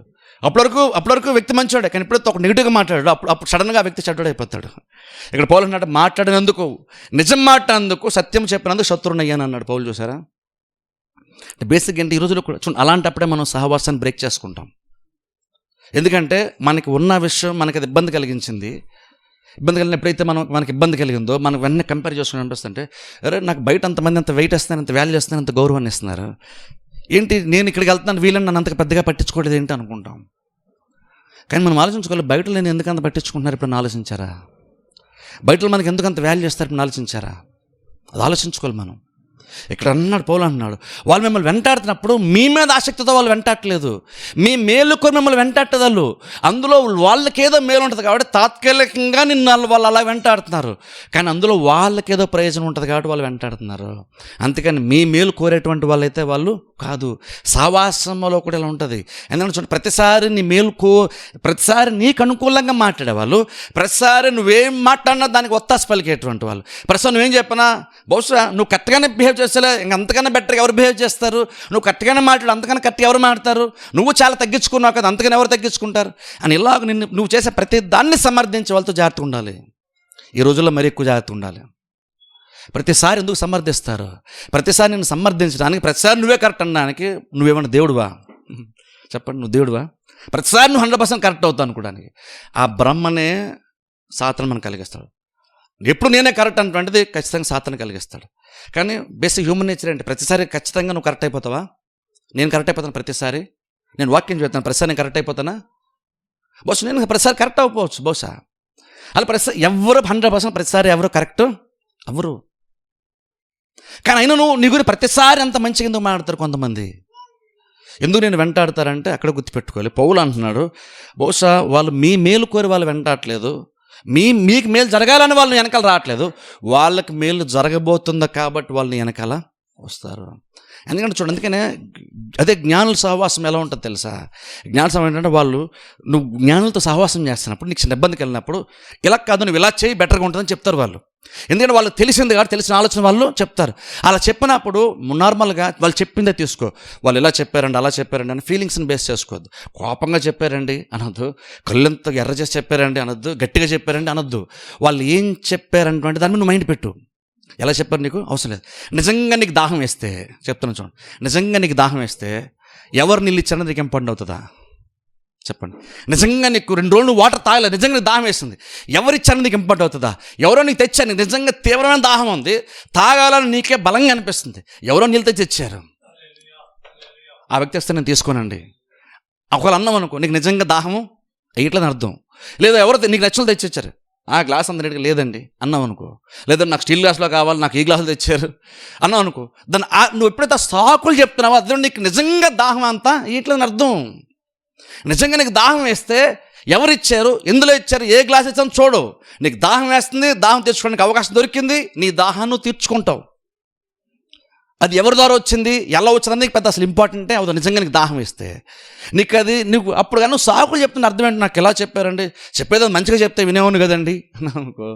ఇప్పుడు అర్థం ఏంటంటే నీకు మంచిగా చెప్తే నువ్వు తీసుకుంటా అంటున్నావు, చెడ్డగా చెప్తే ఏదన్నా నువ్వు తీసుకుని అంటున్నావు. అప్పుడు అంటే నిజంగా అసలు రక్షణ మనకి ఎలా వచ్చింది చెప్పండి? నువ్వు మంచోడివి, నువ్వు చాలా మంచోడు అంటే నీకు రక్షణ వచ్చిందా? లేదే. నువ్వు పాపవి, నువ్వు మారన్స్ పొందాలి, నువ్వు పాపలు ఉన్నావు, నువ్వు కరెక్ట్గా లేవు అన్నప్పుడే కదా రక్షణ వచ్చింది మనకి. క్రిస్టియన్ లైఫ్ అలాగే కదా బిగిన్ అవుతుంది. క్రైస్తవ జీవితం అలాగే స్టార్ట్ అవుతుంది. నేను రాంగ్ అన్న దగ్గర క్రిస్టియన్ లైఫ్ స్టార్ట్ అవుతుంది. కానీ ప్రాబ్లం ఏంటంటే అతను చర్చలకు వచ్చింది, అది నేనే కరెక్ట్ అంటాం మనం మళ్ళీ. కానీ క్రిస్టియన్ లైఫ్ కంటిన్యూ అయ్యేది కూడా అలాగనే కంటిన్యూ అవుతుంది. క్రిస్టియన్ లైఫ్ ఎప్పుడు నువ్వు ఎలా కొనసాగుతుంది అంటే నేను కరెక్ట్ అన్న దాంట్లో కంటిన్యూ అవుతుంది. నేను కూడా కరెక్ట్ కాదు, అందుకని చర్చకు వస్తున్నాను. నేను కూడా ప్రతిసారి నేను పర్ఫెక్ట్గా లేను, అందుకనే చర్చకు వస్తున్నాను. అందుకే చాలాసార్లు ఈ మధ్యన చెప్తున్నాను, నువ్వు పర్ఫెక్ట్ అనుకుంటే నువ్వు చర్చకు రావాల్సిన అవసరమే లేదు, హ్యాపీగా ఇంట్లో కూర్చో. నువ్వు పర్ఫెక్ట్ అనుకుంటే, నేను పర్ఫెక్ట్ అంటే నాకు చర్చలో ఎవరు నాకు ఇంకోళ్ళు చెప్పాల్సిన అవసరం నాకు లేదనుకుంటే, నేనేం చేయాలి నాకు ఎవరు చెప్పాల్సిన అవసరం లేదండి అనుకుంటే నువ్వు చర్చ రావాల్సిన అవసరమే లేదు. కానీ చర్చికి ఎందుకు రాస్తాం, ఎందుకు రావాలి చర్చికి? నేను కూడా మార్చుకోవాల్సిన కొన్ని ఉంటాయి. అవి ప్రతిసారి నాకు కూడా తెలియదు నేనేం మార్చుకోలో. కానీ దేవుడు కొంతమంది వారు బయలుపరుస్తాడు. అవి బయలుపరిచిన నాకు ఇబ్బంది ఉంటుంది, కానీ నేను మార్చుకుంటాను అనుకున్నటువంటి వాళ్ళు చర్చికి రావాలి. అప్పుడు ఆ ఉద్దేశం చర్చకు వస్తున్నప్పుడు, చర్చికి వచ్చినప్పుడు, కరెక్షన్స్ వచ్చినప్పుడు ఓకే అందే కదా మనం చర్చికి వస్తున్నాం, మనం బెటర్గా మారడానికి కదా. నేను బెటర్గా ఎలా ఉండాలి, బెటర్గా ఎలా వాక్యం వినాలి, బెటర్గా ఎలా ప్రవర్తించాలని దానికే కదా వాక్యం నాకు అని అర్థమైనప్పుడు కరెక్షన్ తీసుకుంటాం. ఎప్పుడైతే కరెక్షన్ తీసుకుంటామో జ్ఞానుల సహవాసాలకు ఆటోమేటిక్గా నువ్వు వచ్చేస్తావు. అందుకని చూడండి, ప్రతిసారి నువ్వు కరెక్ట్ అనేటువంటి వాళ్ళ మాటలు ప్రతిసారి పెట్టించుకోవద్దు, అంత సీరియస్గా తీసుకోవద్దు. వాళ్ళు కరెక్ట్ ఓకే అనండి, కానీ జాగ్రత్తగా ఉండాలి. నేను ప్రతిసారి నేను సమర్థిస్తున్నా అంటే రేపు నువ్వు పాయిజన్ తాగుతానే సరే నేను సమర్థించేటువంటి వాళ్ళు ఉంటారు. అంటే నువ్వు కరెక్ట్ చేస్తుంది కరెక్ట్, నిజంగా పాయిజన్ గురించి చెప్పట్లేదు నేను. అంటే అలాంటి నీ లైఫ్ పాడు చేసేటువంటి నువ్వు చెప్పినప్పుడు నువ్వు కోరుకున్నావు కాబట్టి నువ్వు కొన్ని పెద్దని ఓకేనేస్తారు. కానీ ఎవరు నిజంగా మేలు చేసావు తెలుసా? నువ్వు కరెక్ట్గా లేకపోయినా సరే, నీకు ఇబ్బంది అయినా సరే, నీతో వాళ్ళకు ఉన్నటువంటి సహవాసాన్ని కూడా పనంగా పెట్టి నువ్వు చేస్తున్న కరెక్ట్ కాదని చెప్పేవాళ్ళు నిజంగా నిన్ను ప్రేమించేటువంటి వాళ్ళు అవుతారు. అలాంటి వాళ్ళు నీ లైఫ్లో ఒకరు ఇద్దరు ఉంటే నువ్వు ధన్యుడు అంటాను. అలాంటి వాళ్ళని వదులుకోవద్దు. నువ్వు తప్పు ఉన్నప్పుడు నువ్వు చేస్తున్న కరెక్ట్ కాదని ఎత్తి చూపించే వాళ్ళు ఉంటే నువ్వు ధన్యుడు అంటాను. నేను ఏం చేసినా అందరూ నాకు అనుకూలంగా ఉండాలనుకుంటే చాలా దౌర్భాగ్యమైన పరిస్థితి. నీకు ఎందుకంటే ప్రతిసారి మనకి నువ్వు అనుకున్న ప్రతిదీ నిజం నీకు అనిపించదు. అది కరెక్ట్, అది రాంగ్ అయినప్పుడు నీకు రాంగ్ అని తెలియదు. ఎందుకంటే మన హృదయం కొన్నిసార్లు మనల్ని మోసం చేస్తాను బైబిల్ ఉంది. నా హృదయం నాకు యథార్థంగా నాకు కనబడుతుంది, కానీ తుదకు అది ఎక్కడ నడిపిస్తుంది? మరణాన్ని నడిపిస్తుంది. అంటే బేసిక్గా నా హృదయం ఏంటంటే నాకు కనబడదు, వేరే వాళ్ళకి కనబడుతుంది. లేదా వాక్యం అని అర్థం ముందుకు వస్తే తప్ప నేను ఎలా కనబడుతున్నాను అటువంటిది వాక్యం ముందుకు రావాలి, లేదంటే ఎవరో ఒకరు నాకు చెప్పాలి. నీ జుట్టు సరిగ్గా లేదు, సరిగ్గా దూకో, నువ్వు పౌడర్ సరిగ్గా రాసుకోలేదు, రాసుకోను. అయితే అర్థమైనా చెప్పాలి, లేదంటే నీ ఎదురుగా ఉన్న వాళ్ళనే చెప్పాలి. నీ ముఖం ఎలా ఉందో నీకు కనబడదు, 100% నీకు కనబడదు. ఎగ్జాక్ట్ అలాగూ నువ్వు నిజంగా ఎలా ఉన్నావో నీకు తెలియదు, నీకు తప్ప ప్రపంచం అందరికీ తెలుస్తుంది. అప్పుడు వాళ్ళు చెప్తున్నప్పుడు నువ్వు కనుక నిజంగా చెప్పినటువంటి వాళ్ళు మంచి ఉద్దేశం చెప్పారు, నీకు అర్థమయ్యి విన్నామనుకో, నీకు మేలు జరుగుతుంది. అందుకే ప్రతిసారి సమర్థించే వాళ్ళని పెద్ద సీరియస్గా తీసుకోకండి. ప్రతిసారి నీ గురించి మంచిగా మాట్లాడడం సీరియస్ తీసుకోవద్దు. ఇక్కడ పౌలు చెప్తున్నాడు, నేను నిజం ఎప్పుడైతే మీకు శత్రువుని అయ్యానా అంటూ కొంతమంది ఎందుకు వెంటాడుతున్నారు? మిమ్మల్ని ఎక్కువ నుండి వేరు చేసేయడానికి వస్తున్నారు. ఇప్పుడు మేము వెంటాడతారు, ఫోన్లు చేస్తే వెంటాడతారు, కానీ మొమెంట్ వస్తే మిమ్మల్ని వదిలేస్తారు. అప్పుడు అప్పుడు తిరిగి మీరు వాళ్ళకి ఫోన్లు చేయాల్సి వస్తుంది. అలాంటి కూడా ప్రపంచంలో ఉంటారు. అందుకని మనం ఎవరి మాట వింటున్నాం, ఎవరితో సహవాసం చేస్తున్నాం, ఎలాంటి వారు సహవాసాన్ని కోరుకుంటున్నాం చాలా చాలా ఇంపార్టెంట్. బైబిల్లో ఎగ్జాంపుల్ చూపిస్తాను చూడండి ఒకసారి. దినవృత్తాంతాల గ్రంథంలోనికి వెళ్దాం. దినవృత్తాంతాల గ్రంథము 10వ అధ్యాయంలోనికి వెళ్దాం. దినవృత్తాంతాల గ్రంథము 10వ అధ్యాయము. దినవృత్తాంతాల గ్రంథము 10వ అధ్యాయము. ఇక్కడ రెహోబోము అనేటువంటి ఒక వ్యక్తి గురించి ఇక్కడ చూద్దాం. సొలొమోను కుమారుడు అయిన రెహోబోము అనే వ్యక్తి గురించి చెప్తాను. చూడండి, 10వ అధ్యాయం 1వ వచనం చదువుతాను. చూడండి, మొదటిగా 10వ అధ్యాయం 1వ వచనం, లేదంటే సందర్భం ఎక్స్ప్లెయిన్ చేస్తాను, కొన్ని వచనాలు మనం చదువుకుందాంలేండి. రెహోబోము అనే వ్యక్తి అంటే సొలొమోను యొక్క కుమారుడు. సొలొమోను చనిపోయిన తర్వాత రెహోబోము అనేటువంటి ఈయన రాజుగా సింహాసనం ఎక్కాడు. సింహాసనం ఎక్కిన తర్వాత ఆయనకు సపోర్ట్ చేసేటువంటి కొంతమంది ఉన్నారు, అలా సపోర్ట్ చేస్తున్నారు. ఎప్పుడైతే సింహాసనం ఎక్కాడో కొంతమంది ఇజ్రాయేల్ జనాంగం కొంతమంది ఒక వ్యక్తిని నాయకుడిగా పెట్టుకొని ఏమంటారంటే యెరోబోము అనేటువంటి వ్యక్తిని ముందు పెట్టి వెళ్ళి సొలొమోను కుమారుడు అంటే రెహోబోముతో మాట్లాడదాం. ఏమనంటే, మీ తండ్రి మా మీద ఎక్కువ పనులు, ఎక్కువ భారం, పని భారం అంతా మా మీద బాగా పెట్టాడు, ఇది కొంచెం నువ్వు కనుక నువ్వు తగ్గిస్తే బాగుంటుంది. ఎందుకంటే సింహాసనం ఎక్కే కాబట్టి ఫస్ట్ ఆఫ్ ఆల్ మనం ఈ విన్నపం చేసుకుందాం. అది తగ్గిస్తే బాగుంటుంది అనుకొని యెరోబోము అనే వ్యక్తిని ముందుగా నాయకుడిలాగా పెట్టుకొని ఆయన సంప్రదిస్తారు. ఎందుకని యెరోబోమును ఎందుకు పెట్టుకున్నారంటే, యెరోబోము అనేటువంటి ఆయన సొలొమోను టైంలో ఆలోచనకర్తగా ఉండేవాడు. రెహబాము అనేటువంటి ఆయనేమో సొలొమోను యొక్క కుమారుడు. సొలొమోను తర్వాత రాజుగా సింహాసనం ఎక్కాడు. ఆయన సింహాసనం ఎక్కగానే జనాలకి కొన్ని విన్నపాలు ఉన్నాయి. ఆ విన్నపాలు తీసుకుని వెళ్ళడానికి ఏంటంటే యెరోబోము అనే వ్యక్తిని ముందు పెట్టుకుని వెళ్ళారు. యెరోబోమును ఎందుకు పెట్టారంటే, యెరోబోము అనేటువంటి ఆయన సొలొమోను ఉన్నప్పుడు, అంటే రెహబాము యొక్క తండ్రి సొలొమోను రాజుగా ఉన్నప్పుడు ఆలోచన చెప్పేటువంటి వారిలో యెరోబోము కూడా ఒకడుగా ఉండేవాడు. అందుకని ఇప్పుడు ఆ వ్యక్తిని పెట్టుకొని తీసుకెళ్తే కొంచెం బెటర్గా రాజు వింటాడు, రెహబాము వింటాడు అనుకొని యెరోబోమును ముందు పెట్టి కొంతమంది వెళ్ళి విన్నపించారు. ఏమంటే కొంచెం ట్యాక్సెస్ ఇవన్నీ బాగా ఎక్కువ హెవీగా వచ్చేస్తున్నాయి, అలాగే మీ నాన్న కూడా బాగా ఎక్కువ హెవీగా వర్క్ చేయించారు, అందుకని కొంచెం ఆ ప్రెషర్ కొంచెం తగ్గిస్తే జీవితాంతం మేము నీకు రుణపడి ఉంటాం, మీకు సేవ చేస్తాం అని విన్నవించుకోవడానికి వస్తారు. యెరోబోము నాయకత్వంలో కొంతమంది ప్రజలు వస్తారు. వచ్చినప్పుడు ఇక్కడ రెహబాము సొలొమోను కుమారుడు ఏమంటాడంటే, సరే మీరు చెప్పారు, ఓకే నేను ఆలోచించుకుంటాను, ఒక 3 రోజుల తర్వాత మళ్ళీ తిరిగి మీరు రండి అన్నాడు. 3 రోజుల తర్వాత మీరు తిరిగి రండి, నేను ఆలోచించి ఏదో చెప్తాను అన్నాడు. అనిన తర్వాత ఆయన అక్కడ చేసిన మిస్టేక్ అక్కడే కనబడుతుంది. ఏం చేస్తారు తెలుసా? ఏం చేస్తారంటే, వాళ్ళు అడిగి వెళ్ళిపోయిన తర్వాత సరే చూద్దామంటాడు. అదే కొంతమంది ఆలోచనకర్తను పిలుస్తాడు, తన తండ్రితో పాటు ఉండేటువంటి వారి ఆలోచనకర్తను పిలుస్తాడు. చదువుకుందాం చూడండి ఒకసారి. 3వ వచనం చదువుకుందాం, లేదంటే 4వ వచనం చదువుతాను చూడండి. 2వ దినవృత్తాంతాలు 10వ అధ్యాయము 4వ వచనము, లేదంటే 5వ వచనం చదువుతాను చూడండి. 5వ వచనం చదువుతాను. మీరు 3 దినములు తాలి మరలా నా యొద్దకు రండి అని చెప్పాను గనుక జనులు వెళ్ళిపోయిరి. అప్పుడు రాజైన రెహబాము తన తండ్రైన సొలొమోను సజీవై ఉండగా అతని సమక్షమున నిలిచిన పెద్దలను పిలిపించి, ఈ జనులు నేనేమి ప్రత్యుత్తరం ఇయ్యవలను, మీరు చెప్పు ఆలోచన ఏది అని అడుగగా వారు అంటున్నారు, ఆలోచనకర్తలు సొలొమోనుతో పాటు ఆలోచనకర్తలు అంటున్నారు, నీవు ఈ జనుల ఎడల దయాదాక్షిణ్యములు చూపి వారితో మంచి మాట్లాడిన ఎడల వారు ఎప్పటికీ నీకు దాసులవుదని అతనితో చెప్పాను. అయితే అతడు పెద్దలు తనకు చెప్పిన ఆలోచన త్రోసివేసాడు. గమనించండి, ఇప్పుడు 3 రోజుల తర్వాత మీరు రండి అని చెప్పాడు. తన తండ్రి దగ్గర ఆలోచన చెప్పేటువంటి వాళ్ళు ఉన్నారు చూసారా, వాళ్ళని పిలిపించుకున్నాడు. అంటే సొలొమోను దగ్గర ఆలోచన చెప్పేటువంటి వారు. సో గమనించండి, కొంచెం వెనక్కి వెళ్తాను. సొలొమోనే చాలా తెలివిగలవాడని మనకు తెలుసు. అంత తెలివిగలవాడికి కూడా సొలొమోను కూడా ఇంకా కొంతమంది ఆలోచనకర్తలు పెట్టుకున్నాడు. సో ఆలోచించండి, అంటే ఆలోచన చెప్పేటువంటి వాళ్ళు అనేక మంది ఉంటే ధన్యకరం, అందుకని బైబిల్ చెప్తుంది. నువ్వెంత తెలివిగలవాడమైనా సరే కొన్నిసార్లు నిజమైనటువంటి ఆలోచన నీ కంటికి కనబడదు. అందుకని చూడండి, కొన్నిసార్లు నీకు కనబడదు, ఎదుటోళ్ళకి కనబడుతుంది. కానీ దేవుడు నీ కొరకు ఆలోచన పెట్టాడు, కానీ ఆలోచన నీకు కనబడదు, కొన్నిసార్లు ఎదుటోళ్ళకి అది కనబడుతుంది. అందుకని కొన్నిసార్లు నువ్వెంత తెలివిగలవాడమైనా సరే కొన్నిసార్లు ఇంకొకళ్ళ ఆలోచన ఖచ్చితంగా నీకు అవసరం పడుతుంది. సొలొమోనే చాలా తెలివిగలవాడు కదా, మనకు తెలుసు కదా, సొలొమోను చాలా తెలివిగలవాడు. అయినా నువ్వు ఇంకొన్ని బైబిల్ చెప్తున్న మాట ఏంటంటే, సొలొమోను కూడా కొంతమంది ఆలోచనకర్తలు పెట్టుకున్నాడంట. ఆయనక నేనే చాలా తెలివిగా, దేవుడే నాకు స్వయంగా ఇచ్చాడు, ఆఫ్టర్ ఈ మనుషులంతా అని సొలొమోను అనుకోలేదు. సొలొమోను కూడా శాలరీస్ ఇచ్చాడు, కొంత ఆలోచనకర్తను సొలొమోను కూడా పెట్టుకున్నాను. బైబిల్ మనం చూస్తున్నాం. తన తండ్రి దగ్గర ఉన్నటువంటి ఆలోచనకర్తను పిలిపించాడు. వాళ్ళు బోల్డ్ ఎక్స్పీరియన్స్ ఉంది. వాళ్ళు పిలిపించి ఇలాగ నా దగ్గరకు ఒక విన్నపం వచ్చింది, ఏం చేస్తే బెటర్ అని అడిగాడు. అడిగినప్పుడు వాళ్ళు అన్నారు, రాజా నువ్వు కనుక వాళ్ళ మీద దయ చూపించి నువ్వు కనుక మంచిగా రెస్పాండ్ అయ్యి వాళ్ళు కోరుకున్నటువంటిది కనుక నువ్వు వాళ్ళకి చేసావనుకో, వాళ్ళు ఆటోమేటిక్గా జీవితాంతం నిన్ను సేవిస్తారు, నేను వదలను కూడా వాళ్ళు వదలరు అని సొలొమోను దగ్గర ఆలోచన చెప్పేటువంటి వాళ్ళకున్న అనుభవంలో నుండి, సొలొమోనుతో సహవాసం చేయడం ద్వారా వాళ్ళకున్నటువంటి తెలివితేటల్లో నుండి, అనుభవంలో నుండి కొన్ని మాటలు చెప్పారు. సొలొమోను కుమారుడు అయినటువంటి రెహబాముకి చెప్పిన తర్వాత ఓకే విన్నాడు. కానీ బైబిల్ చెప్తున్న మాటకి తర్వాత చదువుతాను చూడండి, కొంచెం కిందకి 7వ వచనం చదువుతాను చూడండి, 8వ వచనం చదువుతాను చూడండి. అయితే అతడు పెద్దలు తనకు చెప్పిన ఆలోచన త్రోసివేసి తనతో కూడా పెరిగి, గమనించండి ఇక్కడి నుంచి చాలా ఇంపార్టెంట్ ఇది, తనతో కూడా పెరిగి తన ఎదుటనున్న యవనస్తులతో ఆలోచన చేసి, చూసారా ఇప్పుడు ప్రాబ్లం స్టార్ట్ అయ్యింది. ఇప్పుడు చూడండి, ఇక్కడ ప్రాబ్లం స్టార్ట్ అయ్యింది. ఏంటో ప్రాబ్లం అంటే, ఆలోచన అడిగాడు కదా పెద్దల్ని, తన తండ్రి దగ్గర ఉన్నటువంటి బోల్డ్ ఎక్స్పీరియన్స్ వాళ్ళకు ఉంది, వాళ్ళ ఆలోచన అడిగాడు. వాళ్ళ ఆలోచన చెప్పారు కదా, మరి చెప్పినప్పుడు వాళ్ళు చెప్పగానే చేయాలి కదా దీన్ని, కానీ చేయలేదు. ఏం చెప్తుంది తెలుసా, కొన్ని సందర్భాల్లో చాలామంది అడుగుతారు, కానీ నిజంగా మనం చెప్పింది చేయాలని ఉద్దేశంతో వాళ్ళు జస్ట్ అడుగుతారు అంతే.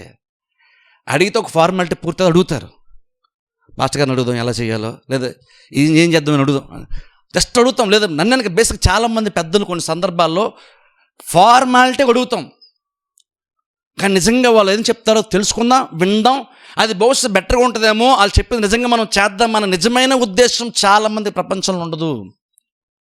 కానీ అయినా నువ్వు సలహా ఊరిని అడుగుతాం. ఎందుకు అడుగుతాంటే బేసిక్ ఊరిని జస్ట్ అడిగేస్తూ పని అయిపోద్దు. ఉన్నారు కాబట్టి, చెప్పాలి కాబట్టి, అడగాలి కాబట్టి అడిగేద్దాం. కానీ చివరికి మనం అనుకుందే చేసుకుంటూ వెళ్ళిపోదాం. ప్రపంచంలో చాలామంది అలాంటి వాళ్ళు ఉంటారు. మీరు కనుక ఎప్పుడైనా సరే నిజంగా ఎవరినైనా సరే మీరు సలహా అడిగితే అలా అడగండి, దాన్ని అడగడం మానేయండి. కానీ అడగాలనుకుంటే చేసే ఉద్దేశం ఉంటేనే, నిజంగా అనిపిస్తేనే, డిసైడ్ అయితేనే అడగండి ఎవరైనా సరే సలహా. అది మంచిది అనిపిస్తే ఖచ్చితంగా దాని గురించి చేసుకొని వెళ్ళండి. నిజంగా నీకు ఆ ఉద్దేశం లేనప్పుడు నువ్వు అడ్డమే మానేయడం చాలా చాలా బెటరు. చాలామంది అలా అడుగుతారు సలహాలు, చాలామంది, కానీ నిజంగా చేయరు, కానీ ఊరినే అడుగుతారు. ఇక్కడ అలాగనే రెహబాము కూడా సలహా అడిగాడు పెద్దల్ని. వాళ్ళు చాలా మంచి సలహా చెప్పారు. జీవితాంతం నీ కింద ఉంటారు, వాళ్ళు నిన్ను సేవిస్తాను ఉంటారని చెప్పి. ఎంత మంచి సలహా అది. కానీ అది వినకుండా వాళ్ళు చెప్పిన తర్వాత వినేశాడు, వాళ్ళని పంపించాడు. పంపించిన తర్వాత ఇప్పుడు చూడండి ఇక్కడ పాయింట్ అండి. ఇక్కడ ఏంటంటే ఆ తర్వాత బైబిల్ అక్కడ చెప్తాను మేడం, మరొకసారి చదువుతాను, మీరు బైబిల్లో ఫాలో అండి. అక్కడ ఏంటంటే తనతో కూడా పెరిగి ఉన్న, చూసారా, తనతో కూడా పెరిగినటువంటి వాళ్ళ దగ్గరికి వెళ్ళి వాళ్ళ సలహా అడిగాడు. ఇది ఈ రోజుల్లో కూడా 100% వాస్తవం. ఈ రోజుల్లో ఎక్కువ చూస్తాం. ఇది తల్లిదండ్రులు చెప్పిందో లేదా పెద్దోళ్ళు ఎవరో చెప్పిందో ఎవరు అసలు వినరు. వాళ్ళ ఫ్రెండ్స్ చెప్పింది వింటారు. మాతో పాటు పెరిగిన వాళ్ళు మా గురించి బాగా తెలుసు అనుకుంటారు. వాళ్ళకి నీ ఏజ్ ఉన్నప్పుడు, ఇంగ్లాండ్ ఎక్స్పీరియన్స్ ఉన్నప్పుడు, నీతో సమానంగా ఉన్నప్పుడు, నీ స్థాయికి మించినటువంటి ఆలోచన వాళ్ళు ఎలా చేస్తారు? బేసిక్గా నువ్వు అడిగేటప్పుడు ఎలాంటి వాళ్ళని అడగాలి? నీ స్థాయిలో ఉన్న వాళ్ళని అడగకూడదు. ఎందుకంటే నువ్వు ఎలాగ ఆలోచిస్తావో నీ స్థాయిలో ఉన్న వాళ్ళు కూడా అలాగ ఆలోచిస్తారు. అది న్యాచురల్, సహజంగా. అప్పుడు నువ్వు వాళ్ళ సలహా యాక్చువల్ నువ్వు అడగకూడదు. కానీ చాలామంది ఈ రోజులు అలాగే అడుగుతారు. అని నేను అసలు చాలామంది చూడండి పాడైపోవడం కారణం ఏంటి, వాళ్ళ లైఫ్ని కూడా ముగించుకోవడానికి కారణం ఏంటి? ఇలాంటి సలహాలే. వాళ్ళు ఏమనుకుంటారంటే మా తల్లిదండ్రుల కంటే, మా బంధువుల కంటే, మా ఫ్రెండ్స్ మాకు బాగా అర్థం చేసుకుంటారు, వాళ్ళకి బాగా తెలుసు అన్న భ్రమలో చాలామంది బతుకుతున్నారు ఈ రోజుల్లో. కానీ వాళ్ళకి ఎలా ఆలోచన తెలుస్తుంది? నీ మైండ్ ఎలా ఆలోచిస్తుంది, వాళ్ళది ఎలా ఆలోచిస్తుంది. ఎందుకంటే నీకెంత ఎక్స్పీరియన్స్ ఉందో వాళ్ళకంతే సమానమైన అనుభవం ఉంది. నీకంటే ఏ రకం వాళ్ళ మెట్టు ఎక్కువలో లేరు. నీకంటే వాళ్ళకి ఎక్కువ ఎక్స్పీరియన్స్ లేనప్పుడు వాళ్ళు నీకు బెటర్ సలహా నీకు ఎలా చెప్తారు? నువ్వు నుంచున్న చోటే వాళ్ళు కూడా నుంచున్నారు. అప్పుడు నీకు దూరం నీకు ఎలా కనబడుతుంది, లేదా వాళ్ళకి ఎలా కనబడుతుంది? నీకు కనబడేది వాళ్ళకి కనబడుతుంది, నీకు అనిపించిందో వాళ్ళకి అనిపిస్తుంది. అప్పుడు నువ్వు వాళ్ళని అడ్డం వాళ్ళు కూడా పెద్ద నీకు యూజ్ ఏమీ ఉండదు. ఇక్కడ రెహబాము ఏం చేశాడంటే పెద్దోళ్ళని అడిగాడు, చెప్పారు, కానీ వినకుండా మళ్ళీ తనతో పాటు పెరిగినటువంటి వాళ్ళ దగ్గరికి వెళ్ళాడు. వాళ్ళని అడుగుతున్నాడు ఇప్పుడు సలహా. ఎలా వచ్చింది అది సలహా వచ్చింది, పెద్దలు ఏమో ఎలా చెప్పారు, ఏం చేస్తే బెటరు అన్నప్పుడు వాళ్ళు సలహా చెప్తారు. చదువుతాను చూడండి, అది కూడా చదువుతాను చూడండి, 9వ వచనం చదువుతాను చూడండి. అక్కడ యవనస్తులు తనతో పాటు పెరిగినటువంటి వాళ్ళు చెప్తున్న మాట, నీ తండ్రి మా మీద ఉంచిన కాడి చులకనగా చేయమని అడిగిన ఈ జనులకు ప్రత్యుత్తరం ఏమి ఇవ్వాలని మీరు యోచించరో చెప్పుడని వారిని అడగగా, అతనితో కూడా పెరిగిన ఈ యవనస్తులు, గమనించి మళ్ళీ రెండోసారి బైబిల్ అదే మాట వచ్చింది, అతనితో కూడా పెరిగిన ఈ యవనస్తులు అతనితో ఇట్లనిరి, నీ తండ్రి మా కాడిని బరువు చేశాను, నీవు దాన్ని చులకన చేయమని నీతో పలికిన ఈ జనులతో నీవు చెప్పవలసింది ఏమనగా, నా చిటికిన వేలు నా తండ్రి యొక్క నడుము కంటే బరువుగా ఉండును. సరే, యవనస్తులు ఏం చెప్పారంటే, నువ్వు రాజువి, వాళ్ళు చెప్తే నువ్వు చేయడం ఏంటి? బేసిక్గా అందులో ఉన్న సారాంశం అదే. నీకుందున్నటువంటి వాళ్ళు, నీ దయ మీద బతికేటువంటి వాళ్ళు చెప్తే నువ్వు చేయడం ఏంటి? నువ్వు రాజు కాబట్టి నీ పెత్తనం చలాయించాలంటే, నీకు పేరు రావాలంటే వాళ్ళు చెప్పింది చేయదు, వాళ్ళు చెప్తాను ఎగ్జాక్ట్ రివర్స్ నువ్వు చెయ్యి. బేసిక్ అప్పుడు ఏం జరుగుతుందంటే, వాళ్ళు చెప్పింది నువ్వు చేసినట్టుగా ఉండదు, నీ లెవెల్ నువ్వు చూపించుకుంటా, నీ గౌరవం ఎక్కువ ఉంటుంది, నువ్వు సింహాసనం రాజు కాబట్టి వాళ్ళు చెప్పింది నువ్వు చేయొద్దు అని వాళ్ళు సలహా చెప్పారు. మా నాన్నగారు చిటికిన వేలు కంటే, మా నాన్నగారు నడుము కంటే నా చిటికిన వేలు చాలా భారం, అంటే అంతకన్నా ఎక్కువ భారం నేను మీ మీద పెడతాను అని వాళ్ళు చెప్పేసి అన్నాడు. యవనస్తులు ఆయనకు సలహా ఇచ్చారు, రెహబాముకి సలహా. నిజంగా వాళ్ళు వచ్చినప్పుడు, మూడో వచ్చినప్పుడు ఎగ్జాక్ట్ అదే సలహా చెప్తాడు. ఇక్కడ చూడండి, అందుకన్నా చూడండి, ఎవరు సలహా తీసుకున్నది చాలా చాలా ఇంపార్టెంట్. సలహా ఎప్పుడైనా సరే నీ స్థాయిలో ఉన్నవాడిని నువ్వు అడగద్దు, నీ స్థాయిలో ఉన్నవాడిని నువ్వు ఎప్పుడు సలహా అడగద్దు. నీకంటే కొంచెం బెటర్గా అనుభవం ఉన్నటువంటి వారిని, నీకంటే ఎక్కువ ఎక్స్పీరియన్స్ ఉన్నవాళ్ళు, నీకంటే ఎక్కువ తెలియగల సలహా అడుగు. అలా అడిగిన తర్వాత వాళ్ళు చెప్పింది ఖచ్చితంగా నువ్వు చేయి, ఎందుకంటే అది నీకు మేలు చేస్తుంది. ఇప్పుడు ఫ్రెండ్స్ తనతో పాటు పెరిగినటువంటి యవనస్తులు వాళ్ళు ఎందుకు అలా చెప్తారు అంటే, నిజంగా ఈ రెహబాము యొక్క మేలు కొనేటువంటి వాళ్ళు కాదు తెలుసా. రెహబాం మేలు కోరినటువంటి వాళ్ళు కాదు. మేలు కోరినటువంటి వాళ్ళు ఏం చెప్తారంటే, బహుశా వాళ్ళు మీ తండ్రి దగ్గర నుంచి వాళ్ళు ఆలోచన చెప్తూ వచ్చారు, వాళ్ళు బోల్డ్ ఎక్స్పీరియన్స్ ఉంది, మీ నాన్నగారు చాలా తెలియగల వాళ్ళు, వాళ్ళకి ఇలా ఆలోచన చెప్పే ఉన్నారంటే వాళ్ళు చెప్పింది బెటర్ అని, వాళ్ళు చెప్పింది చేస్తే బెటర్ అని ఉంటే కనుక ఈ స్నేహితులు రెహబాంకి మేలు కోరిన వాళ్ళు అయి ఉండేవాళ్ళు, రెహబాం మేలు చేసి ఉండేది తెలుసా. కానీ వాళ్ళు అలా అనలేదు, బేసిక్గా రెహబాం కూడా ఏది ఆశపడ్డాడో అదే వాళ్ళు చెప్పేస్తారు. అది పాయింట్ ఇక్కడ. రెహబాం రెండో సలహా యవనస్తుల దగ్గరికి ఎందుకు వెళ్ళాడంటే వాళ్ళ సలహా నచ్చలేదు రెహబాం. ఫస్ట్ ఆఫ్ ఆల్ ఇక్కడ ఫ్రెండ్స్ పాడు చేస్తారనే కాదు, ఇక్కడ ఈయన వేరేది అనుకున్నాడు. ఈయన కావాల్సినటువంటి సలహా ఎవరో నోటి వచ్చే వరకు అందరిని అడుగుతూ ఉంటాడు. ఎందుకంటే ఇప్పుడు నేను అనుకుని చేసింది కాదు, వాళ్ళు చెప్పారు నేను చేశాను అనిపించుకోవడానికి. నేను కూడా ఊరిని వెళ్ళిపోయి నేను కూడా చాలామంది అడిగాను, వాళ్ళు ఇలా చేయమని నేను చేశాను దానికి. కానీ కొన్నిసార్లు చాలామంది ఎందుకు అడుగుతామంటే, 100 మందిని 10 మందిని ఎందుకు అడుగుతామంటే, మొదట 5 ఎవరో నీకు నచ్చిన సలహా చెప్పారు, 6వ వాడో 7వ వాడో నీకు నచ్చింది చెప్పాడు, అక్కడితో నువ్వు అయిపోయావు. ఎందుకంటే నీకు ఆ సలహా ఎవరి నోటంటూ వస్తుందని ఎదురు చూసావు. నువ్వు అనుకున్నటువంటిది చెప్పేవాళ్ళ కోసం వెతికేవు, నువ్వు అనుకున్నటువంటిది ఎవరు చెప్పేవాళ్ళు చెప్పగానే అక్కడితో నువ్వు ఆపేసి నిర్ణయం తీసుకుని దాని ప్రకారం చేసుకుంటూ వెళ్ళిపోయావు. చాలామంది అలా చేస్తారు. ఎప్పుడైనా నువ్వు సలహా కోరితే నీకు నచ్చిన సలహా ఎదుట నోటని రావాలి ఎప్పుడు అనుకోవద్దు, అది మీకు మేలు చేయదు. రెహబాం ఏంటంటే ఆయన మైండ్ సెట్ అలా ఉంది. అందుకనే వాళ్ళ తండ్రి దగ్గర ఉన్నటువంటి ఆలోచనకర్తలు చెప్పినటువంటి మాట వినడానికి ఇష్టపడలేదు ఈయన. జస్ట్ అసలు నిజంగా ఎలాంటి వాతావరణం రెహబాం పెరిగాడు ఒకసారి ఆలోచించండి. వాళ్ళ తండ్రి దగ్గర పెరిగాడు, రాజభవన్లో పెరిగాడు. ఎంతమంది చుట్టుపక్కల చాలామంది శేబదేశ ప్రాణి లాంటి వాళ్ళు పెద్ద పెద్దలందరూ వచ్చి సొలొమోను దగ్గరకు వచ్చి అనేక డౌట్స్ అడిగి క్లారిఫై చేసుకోవడం రెహబాం చిన్నప్పటి నుంచి చూస్తున్నాడు. అలాంటి తెలివిగల వాళ్ళ మధ్యన వాతావరణం పెరిగినటువంటి వ్యక్తి చూడండి ఎలా ఉన్నాడు అంటే. బేసిక్ అక్కడ ఉన్నాడు కానీ వారి సహవాసాన్ని పెద్దగా కోరుకోలేదు. ఎవరు సహవాసాన్ని కోరుకున్నాడు? తన స్థాయిలో ఉండే వారి సహవాసాన్ని కోరుకున్నాడు. మీకు తెలుసా ఎంత పాడైపోయింది తెలుసా? ఈ మూమెంట్ తర్వాత రాజ్యం 2గా విడిపోద్ది తెలుసా? ఎగ్జాక్ట్ అవ్వగానే ఇజ్రాయెల్ రాజ్యం 2గా విడిపోద్ది, యూదా యెరూషలేముగా విడిపోద్ది తెలుసా. బైబిల్ మనం చూస్తాం, యూదా యెరూషలేం అని చూస్తాం చూసారా. ఒక ఇజ్రాయెల్ దేశం ఉన్నటువంటి దేశం 2 కిందకు విడిపోయింది తెలుసా. ఈ పాయింట్ దగ్గర విడిపోద్ది. ఇది జరిగిన తర్వాత ఎప్పుడైతే రెహబాం ఈ నిర్ణయం తీసుకుంటాడో అక్కడి నుంచి 2గా రాజ్యం విడిపోయింది. ఒక రాజ్యం ఉండాల్సి ఉంటాడు, 2 రాజ్యాలు అయిపోయింది. 2 చరిత్రలు మనం చూస్తాం బైబిల్లో. రీజన్ ఏంటంటే ఒక వ్యక్తి తీసుకున్నటువంటి తప్పుడు సలహా వాళ్ళ రాజ్యము వేరైపోయింది. ఆలోచించండి, జస్ట్ చిన్న ఎఫెక్ట్ కాదు అది. ఇప్పుడు రాజ్యం విడిపోయిందనే కాదు, మెజారిటీ శాతం రాజ్యము వేరే వాళ్ళకి వెళ్ళిపోయింది. రెహబాం కేవలం 2 గోత్రాలనే పరిపాలిస్తాడు తెలుసా.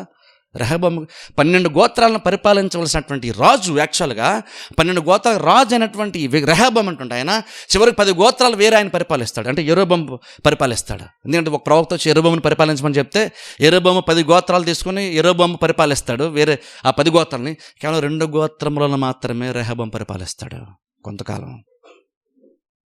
అంత నష్టపోయాడు రెహబాము. కారణం ఏంటి అంటే కొంతమంది చెప్పినటువంటి సలహాను నమ్మాడు. రాజ్యం చాలా వరకు ఆయన దాటి వెళ్ళిపోయింది. రాజ్యం 12 గోత్రాలకు 12 పెద్ద రాజ్యమునకు రాజుగా ఉండవలసినటువంటి ఈయన ఒక చిన్న 2 గోత్రాలకు మాత్రం చిన్న ప్రాంతానికి రాజు అయ్యాడు. రీజన్ ఏంటంటే ఒకటే, ఎవరి దగ్గర సలహా తీసుకోవాలి వాళ్ళ దగ్గర సలహా తీసుకోలేదు. ఆయనకి ఒక సలహా నచ్చింది, ఆయన ఒకటి అనుకుంటున్నాడు మనసులో, అది ఎవరు చెప్తారా అని వెతుకుతున్నాడు. అది ఎవరి నుండి వచ్చేసింది, ఇంకా అక్కడితో ఫిక్స్ అయిపోయి దాన్ని అక్కడితో ఆప్ చేసి ఇంకా ఎంక్వైరీ చేయకుండా సరే వీళ్ళు ఎలా చెప్పారు వాళ్ళు చెప్పారు, సరే ఏం చేద్దాం ఏది కరెక్ట్గా ఉంటుందని కూడా కనీసం 3 ఆలోచన కోసం కూడా వెతకలేదు తెలుసా. వెతకకుండా ఫ్రెండ్స్ చెప్పినట్టుగానే చేశాడు. ఎప్పుడైతే చేశాడో మొత్తం రాజ్యమే విడిపోవాల్సి వచ్చింది. తిరుగుబాటు వస్తుంది అక్కడ, రాజ్యంలో విడిపోతారు. 10 గోత్రాలు వేరే అయిపోతాయి, 2 గోత్రాలు మాత్రమే పరిపాలించాల్సి వస్తుంది. ఇజ్రాయెల్ యొక్క హిస్టరీని మార్చేసింది ఒక్క నిర్ణయం తెలుసా. ఈ ఒక్క నిర్ణయము ఇజ్రాయెల్ యొక్క చరిత్రను మార్చేసింది. రీజన్ ఏంటంటే యవనస్తుల సలహా, తనతో పాటు పోయినటువంటి వాళ్ళకి సలహా తీసుకున్నాడు. ఎందుకని వీళ్ళకి ఎక్స్పీరియన్సు లేదు. అందుకంటే చూడండి, నీకు ఎంత చదువు అనేది ఇష్యూ కాదు ఇక్కడ. ఎప్పుడైనా సరే చదువు కంటే అనుభవం చాలా చాలా గొప్పది. అనుభవం నేర్పించిన పాఠాలు నీకు సర్టిఫికెట్స్ నేర్పించదు. అందుకని ఎప్పుడైనా సరే నువ్వు ఇప్పుడు ప్రస్తుతం ఏ స్థితిలో ఉన్నావో ఆ స్థితిని ఆల్రెడీ ఎప్పుడో దాటేసి ముందుకెళ్ళిపోయినటువంటి వారికి సలహా తీసుకుని నువ్వు చేయాలి. కానీ నీతో పాటే ప్రయాణం చేసే వారికి సలహా తీసుకోవద్దు. నీతో పాటు ప్రయాణం చేసేవాళ్ళని అడగదు, ఈ దారి ఎలా ఉంటుందంటే నీతో పాటే ప్రయాణం చేసేవాళ్ళని అడగద్దు. వాళ్ళు నీకంటే ముందే ఆ దారిలో ప్రయాణం చేసినటువంటి వాళ్ళు ఉంటారు, వాళ్ళని అడుగు ఈ దారి ఎలాగా ఉందో, వాళ్ళు చెప్తారు సలహా. కానీ ఈ రోజుల్లో ప్రాబ్లం ఏంటంటే, ప్రపంచంలో ప్రాబ్లం ఏంటంటే ఆల్రెడీ దాటి వెళ్ళినటువంటి వారి సలహా అవుట్డేటెడ్గా ఉంటుంది మనకి. వాళ్ళందరూ ముసలాళ్ళు అండి, అందరూ పెద్దవాళ్ళు అండి, వాళ్ళందరూ చేదస్తాం. మనకి ఈ రకంగా మనకు అనిపిస్తుంది బేసిక్గా. వాళ్ళకు చేదస్తుండొచ్చు బహుశా, వాళ్ళంత మైండ్ సెట్ అంత కరెక్ట్ కాకపోవచ్చు. కానీ నువ్వు అడిగేటువంటి దానికి బెస్ట్ సలహా వాళ్ళు తప్ప ఎవరు ఇవ్వలేరు. అందుకని చూడండి, యెరొబోము నచ్చిందే సలహా చెప్పారు. ఎందుకు చెప్పారో పౌలు చెప్పాడు చూసారా, వాళ్ళు మిమ్మల్ని ఎందుకు వెంటాడుతున్నారు, మీరు చెప్పిందే కరెక్ట్ అన్న మాట ఎందుకు అంటున్నారు వాళ్ళు? రీజన్ ఏంటంటే వాళ్ళు నిజంగా నీ మేలు కోరేవారు కాదు, నీకు నచ్చింది చెప్పేశారు అంతే. నీ ఫ్రెండ్స్ కాబట్టి నీ మైండ్ సెట్ ఉండాలి తెలుసు కాబట్టి నువ్వు ఆయనకు అనుకూలంగా నువ్వు చెప్తేనే బాగుంటుంది అనుకున్నా చెప్పేశారు అంతే. కానీ నిజంగా నీకు మేలు చేసేటువంటి సలహా వాళ్ళు చెప్పలేదు. ఈరోజు ఎంతమంది మనకు అలాంటి సలహాలు చెప్పేవాళ్ళు ఉంటారో తెలుసా, విశ్వాస జీవితంలో కూడా. స్పెషల్గా చిన్న చిన్న ఇబ్బందులు వచ్చినప్పుడు, నీకు మనసు ఎందుకనో డిస్టర్బ్ అయినప్పుడు, అంటే సంఘం వల్ల ఏదో చిన్న చిన్న ఇదనుకో నీకు నచ్చినప్పుడు, నువ్వు ఆలోచనలో పడినప్పుడు కొంతమంది సలహాలు చెప్తారు చూడండి. అలా సలహాలు ఎవరైనా చెప్పినప్పుడు ఎలాంటి సలహాలు చెప్తున్నారో అది నీకు దూరం ఆలోచించుకోండి, నీకు ఎంత మేలు చేస్తావు ఆలోచించుకోండి. నీ వెనకాల వచ్చే ప్రతి వాళ్ళు నిజంగా నీ మేలు కోరేవారు అన్న గ్యారంటీ ఏమీ లేదు. ఒకసారి నిజంగా మేలు కోరుంటే లోతుగా ఆలోచించండి. నిజంగా వాళ్ళు మీ మేలు కోరైతే వాళ్ళు సలహా తీసుకోండి. కానీ జస్ట్ నీ వెనకాల వచ్చేస్తున్నారు కాబట్టి నిజంగా నీ మేలు కోరుకుంటున్నారన్న గ్యారంటీ ఏమీ లేదు. వాళ్ళు వచ్చారు, సలహా చెప్పేశారు, పెద్దలు వెళ్ళిపోయారు. వాళ్ళు పెద్దగా మాట్లాడదు, కానీ ఫ్రెండ్స్ తనతో పాటు ఎప్పుడు ఉంటారు కదా, అందుకని చెప్పాడు. కానీ రాజ్యం డివైడ్ అయిపోయింది, అంత ఫ్రెండ్స్ వచ్చి సలహా చెప్తారా? రాజ్యాన్ని వాళ్ళు కడతారా? కట్టరు. సొలొమోను దగ్గర అంత మంచి ఆలోచనకర్తలు ఉంటే వాళ్ళని వదిలేసి ఎవరు అల్పమైనటువంటి వాళ్ళు తనతో పడినట్టు వాళ్ళు చెప్పే సలహా తీసుకున్నాడు. ఎంత దౌర్భాగ్యం ఆలోచించండి. అంత తెలివిగాళ్ళు ఉంటే వాళ్ళని తెలివితేటలు కనబట్టలేదు దీనికి. అందుకని చూడండి, వెతికితే కనబడతాయి తెలివితేటలు. ప్రాబ్లం ఏంటంటే మనం వెతకం, అందుకే మనకి దొరకదు. అందుకని ప్రతిసారి నీకు తెలియదు తెలుసా, నువ్వు ఏ సలహా తీసుకోవాలో ఏ సలహాను ఫాలో అవ్వాలో నీకు కూడా తెలియదు. అందుకే ఎప్పుడు కూడా ఎదుటోళ్ళని అడగాలి. నాకు ఇలా అనిపిస్తుంది ఏంటి అని నువ్వు అడిగితే వాళ్ళు చెప్తారా, అప్పుడు నీకు అనిపించింది వాళ్ళని టాలీ చేసుకో. వాళ్ళు చెప్పిందే చేసామని చెప్పట్లేదు, కన్సిడర్ చెయ్యు. వాళ్ళు చెప్పింది కూడా నువ్వు ఆలోచించు, అన్ని రకాల లోతుగా ఆలోచించు, ఒక నిర్ణయం తీసుకునేది లోతుగా ఆలోచించు. జస్ట్ నీకు ఫీలింగ్ తగ్గట్టుగా చెప్పారు కాబట్టి అది మంచిదని ఎప్పుడు అనుకోవద్దు. సువార్తలు అందరూ చెప్పిన సువార్తలో కూడా దేవుడు నేను రక్షించినప్పుడు నీ గురించి మంచిగా చెప్పాడా? లేదు, నువ్వు పాపవే అని దేవుడు చెప్పాడు. దేవుడు వేలెత్తి చూపించాడు, నువ్వు పాపవే, నీకు రక్షణ అవసరం లేకపోతే నరకానికి పోతావు అని దేవుడు చెప్పాడు. ఓ నిజమే అని నమ్మేము, రక్షణ పొందాం. అలాగా రక్షణ జీవితం అలా స్టార్ట్ అయింది మనకి. అలాగా మనకు సలహా చెప్పేటువంటి వాళ్ళు ఎలాంటి వాళ్ళు సలహా చెప్తారు కూడా ఆలోచించుకోవడం చాలా చాలా ఇంపార్టెంట్ నిజంగా. అందుకంటే చూడండి, నువ్వు ఎవరితో ఉంటున్నావు అందుకే చాలా ఇంపార్టెంట్ అన్నాను. ఎందుకంటే నువ్వు ఎవరితో ఉంటావు వాళ్ళు నిజంగా నీకు ఉన్నది ఉన్నట్టు నీకు చెప్పే వాళ్ళనా, నీకు ఇబ్బంది అయినా సరే వీళ్ళకి చూపించేటువంటి వాళ్ళనా, లేదా అంతసేపు నువ్వేమనుకున్నావో దాని తగ్గట్టుగా మాత్రమే మాట్లాడేవాళ్ళ. అలాంటి వాళ్ళతో చాలా ప్రమాదం. కాకపోతే బేసిక్గా మనకి ఎలాంటిది ఇష్టం అంటే మనకు అనుకూలంగా మాట్లాడే వాళ్ళతో టైం స్పెండ్ చేయడం మనకి ఇష్టం. మనకి అది బాగుంటుంది. కానీ ఎంతవరకు బాగుంటుంది? అది తాత్కాలికంగా బాగుంటుంది, ఫ్యూచర్ అది ఉండదు. అందుకనే జ్ఞానవంతులతో సహవాసం చేస్తే నీ లైఫ్ బెటర్గా ఉంటుంది అంటున్నావు. అందుకనే నువ్వు చాలా ప్రమాదం నువ్వు కాపాడబడతావు జస్ట్ జ్ఞానం వలన, వాళ్ళతో సహవాసము చేయడం వలన. చూడండి అజ్ఞానం ఎంత పాడు చేస్తుంది చూడండి, ఒకసారి ఆలోచించండి. అజ్ఞానం ఎంతలాగా పాడు చేస్తుంది, ఒక రాజును పాడు చేస్తుంది. సొలొమోను దగ్గర పెరిగినటువంటి కుమారుడు సొలొమోను ఏం చేసినా పర్ఫెక్ట్గా చేస్తారని చెప్పని చూసారా. వాళ్ళు ఆహారం వడ్డించేటువంటి వాళ్ళు, వాళ్ళకి వస్త్రధారణ, రాజ్యం మెయింటైన్ చేసే విధానము, దాన్ని మేనేజ్ చేసే విధానం అంతా చాలా పర్ఫెక్ట్గా సొలొమోను ఉన్నవాళ్ళు చేసేవాళ్ళు. షెబా దేశపు ఒక రాణి పనులను చూసి ఇంప్రెస్ అయిపోయేంత గొప్పగా మేనేజ్ చేసగలిగే స్కిల్ సొలొమోనుకు ఉంది. అంతలా ప్రతిదాన్ని అలా మేనేజ్ చేస్తూ వచ్చాడు, రాజభవనం అలా మేనేజ్ చేస్తూ వచ్చాడు. అలా అవన్నీ చూసినప్పుడు నిజంగా ఈయన అలాంటి వారి సలహా కదా తీసుకోవాలి. కానీ అలాంటి జ్ఞానవంతుల మధ్యన పెరిగినటువంటి వ్యక్తి ఒక చెడు ఆలోచన ద్వారా మొత్తం పాడైపోయింది. అది నేర్చుకుని ఉండాల్సింది. వాళ్ళ తండ్రికి సలహా చెప్పేటువంటి వాళ్ళు చెప్తున్నప్పుడు అవన్నీ చూసి అర్థం చేసుకొని నేర్చుకుని ఉండాల్సింది. నాకంటే వీళ్ళకి ఎక్స్పీరియన్స్ ఎక్కువ ఉంది కదా అని. అందుకే చూడండి, సొలొమోను ఎందుకు జ్ఞానవంతుడు? రాజ్యము సింహాసనం ఎగ్గానే దేవుడి దగ్గరికి వెళ్ళి జ్ఞానం అడిగాడు. ఈయన సింహాసనం ఎగ్గానే ఫ్రెండ్స్తో ఉన్నాడు. ఈయన వాళ్ళు సలహా ఇచ్చారు, పాడైపోయాడు. కానీ సొలొమోను ఏం చేశాడు? అందరినీ పక్కన పెట్టి దేవుడి దగ్గరికి వెళ్ళి, ప్రభు నాకు జ్ఞానము దయచే, మంచి చెడులు వివేచించగలిగే జ్ఞానం నాకు దయచే అన్నాడు. అది లేక రెహబాములా అయిపోయాడు. అది ఉంది కాబట్టి ఏది మంచి ఏది చెడు తెలుసుకోగలిగే జ్ఞానము సొలొమోనుకి ఉండింది. దేవుని బట్టి, దేవుని జ్ఞానాన్ని బట్టి, దేవుడిని అడిగాడు కాబట్టి. నన్ను బహుశా మనందరం కూడా నాతో కూడా కలుపుకుంటాను, గతంలో కూడా దేవుడు బహుశా మనకు చాలా మంచి సలహాలు దేవుడు ఎవరో దారి చెప్పి ఉండుంటాడేమో. కానీ బహుశా మనం మిస్ అయ్యి ఉంటామేమో. మన కన్నులు కదా అలా జ్ఞానం కలిగినటువంటిది బహుశా మనకి కనబడలేదేమో. చెప్పడు అయిపోయింది, అది అయిపోయింది. ఎక్క ముందు ఎలా ఉంటున్నది చాలా చాలా ఇంపార్టెంట్ కదా. ఎక్క ముందు ఎవరు సలహా తీసుకుంటాం, ఎలాంటి సలహా తీసుకుంటాం, ఎలాంటి సలహాకి మనం ఓపెన్గా ఉంటాం, చాలా చాలా ఇంపార్టెంట్. ఒకటి మాత్రం గ్యారంటీ, నీతో పాటు ఉన్నవాళ్ళు, నీతో పాటు పెరిగిన వాళ్ళు ఎప్పుడు కూడా నీకు మంచి ఆలోచన ఎవరు. అక్కడ ఎప్పుడు కూడా అసలు ఆలోచన విషయంకి వస్తే అసలు వాళ్ళని పక్కన పెట్టడం చాలా ఇంపార్టెంట్. కానీ ప్రపంచం ఈరోజు కాలేజ్ స్టూడెంట్స్ అందరూ ఏమనుకుంటారంటే, మా కాలేజ్ వాళ్ళ ఫ్రెండ్స్ వాళ్ళు బాగా మా గురించి అర్థమైంది, మా డాడీ తిట్టేశారు, మా మమ్మీ తిట్టేశారు, వాళ్ళు రిస్ట్రిక్షన్స్ వాళ్ళు పెట్టేశారు, మా ఫ్రెండ్సే మంచి వాళ్ళు. లిటరల్గా చాలామంది ప్రపంచంలో అలా ఉన్న వాళ్ళు పిల్లలు ఉన్నారు తెలుసా. ప్రపంచంలో తల్లిదండ్రుల కంటే ఫ్రెండ్సే మంచి వాళ్ళు అనుకునే భావనలో బ్రతికేటువంటి పిల్లలు చాలామంది, యవనస్తులు చాలామంది ఉన్నారు ఈ రోజుల్లో తెలుసా. కానీ నిజంగా అది ఏది మేలు చేస్తుందంటే అది అసలు మేలే చేయదు.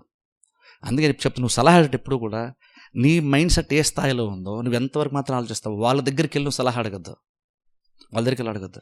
నువ్వు ఇప్పుడు ఏ సిచ్యువేషన్ ఉన్నావో ఆ సిచ్యువేషన్ ఆల్రెడీ ఎప్పుడో దాటేసి బయటకు వచ్చేసి దాన్ని దాటేసి ముందుకు వెళ్ళిపోయారు చూసావా, వాళ్ళ సలహా తీసుకో. నీకు నచ్చపోయినా సరే అది చెప్పింది చెయ్యి, తర్వాత నీకే అది నచ్చుతుంది. ఎందుకంటే అది నీకు నిజంగా మేలు చేసేటువంటి కార్యం. తాత్కాలికంగా నీకు నచ్చదు, కానీ నువ్వు చెయ్యి, తర్వాత నీకు ఎంత క్షేమాన్ని ఇస్తుందో నువ్వు వెనక్కి తిరిగి చూసుకుని నీకు తెలుస్తుంది ఆ విషయం. అందుకని చెప్తున్నాను, ప్రతిసారి నీ గురించి మంచిగా మాట్లాడేవాళ్ళు, ప్రతిసారి నేను సవర్ చేసేటువంటి వాళ్ళు నీకు నిజంగా మేలు చేస్తాను గ్యారంటీ అయితే ఏమీ లేదు. బాగా ఆలోచించుకోండి. అలా నీకు అనుకూలంగా మాట్లాడే ప్రతిసారి తప్పట్టమని డౌట్ పట్టమని చెప్పట్లేదు, కానీ ఆలోచించుకోండి, లోతుగా ఆలోచించుకోండి. నిజంగా మన మేలు కోరే వీళ్ళు ఇలా మనకు అనుకూలంగా చెప్తున్నారా, ఇలా వ్యతిరేకించేవాడు నిజంగా మన కీడు కోరి వ్యతిరేకంగా మనకు చెప్తున్నాడా. మీరు అలాగ ఆలోచిస్తూ ఉంటే దేవుడు మీకు మంచి సలహా ఇస్తాడా. వెతికితే ఆలోచన దేవుడు ఖచ్చితంగా మనకి ఇస్తాడు. అందుకని వెతకండి. వెతికేటప్పుడు ఎక్కడ వెతుకుతున్నామో జాగ్రత్తగా చూసుకోండి. నీ మేలు చేసే కార్యం ఖచ్చితంగా దేవుడు ఎవరో ఒకరి ద్వారా చెప్తాడు. పెద్దల ద్వారా మంచి సలహా వచ్చింది, కానీ వినలేదు. ఎవరో చెప్పారు, ఆ సలహాను పాటించాడు, రాజ్యాన్ని కోల్పోయాడు, సగం పైన రాజ్యాన్ని కోల్పోయాడు.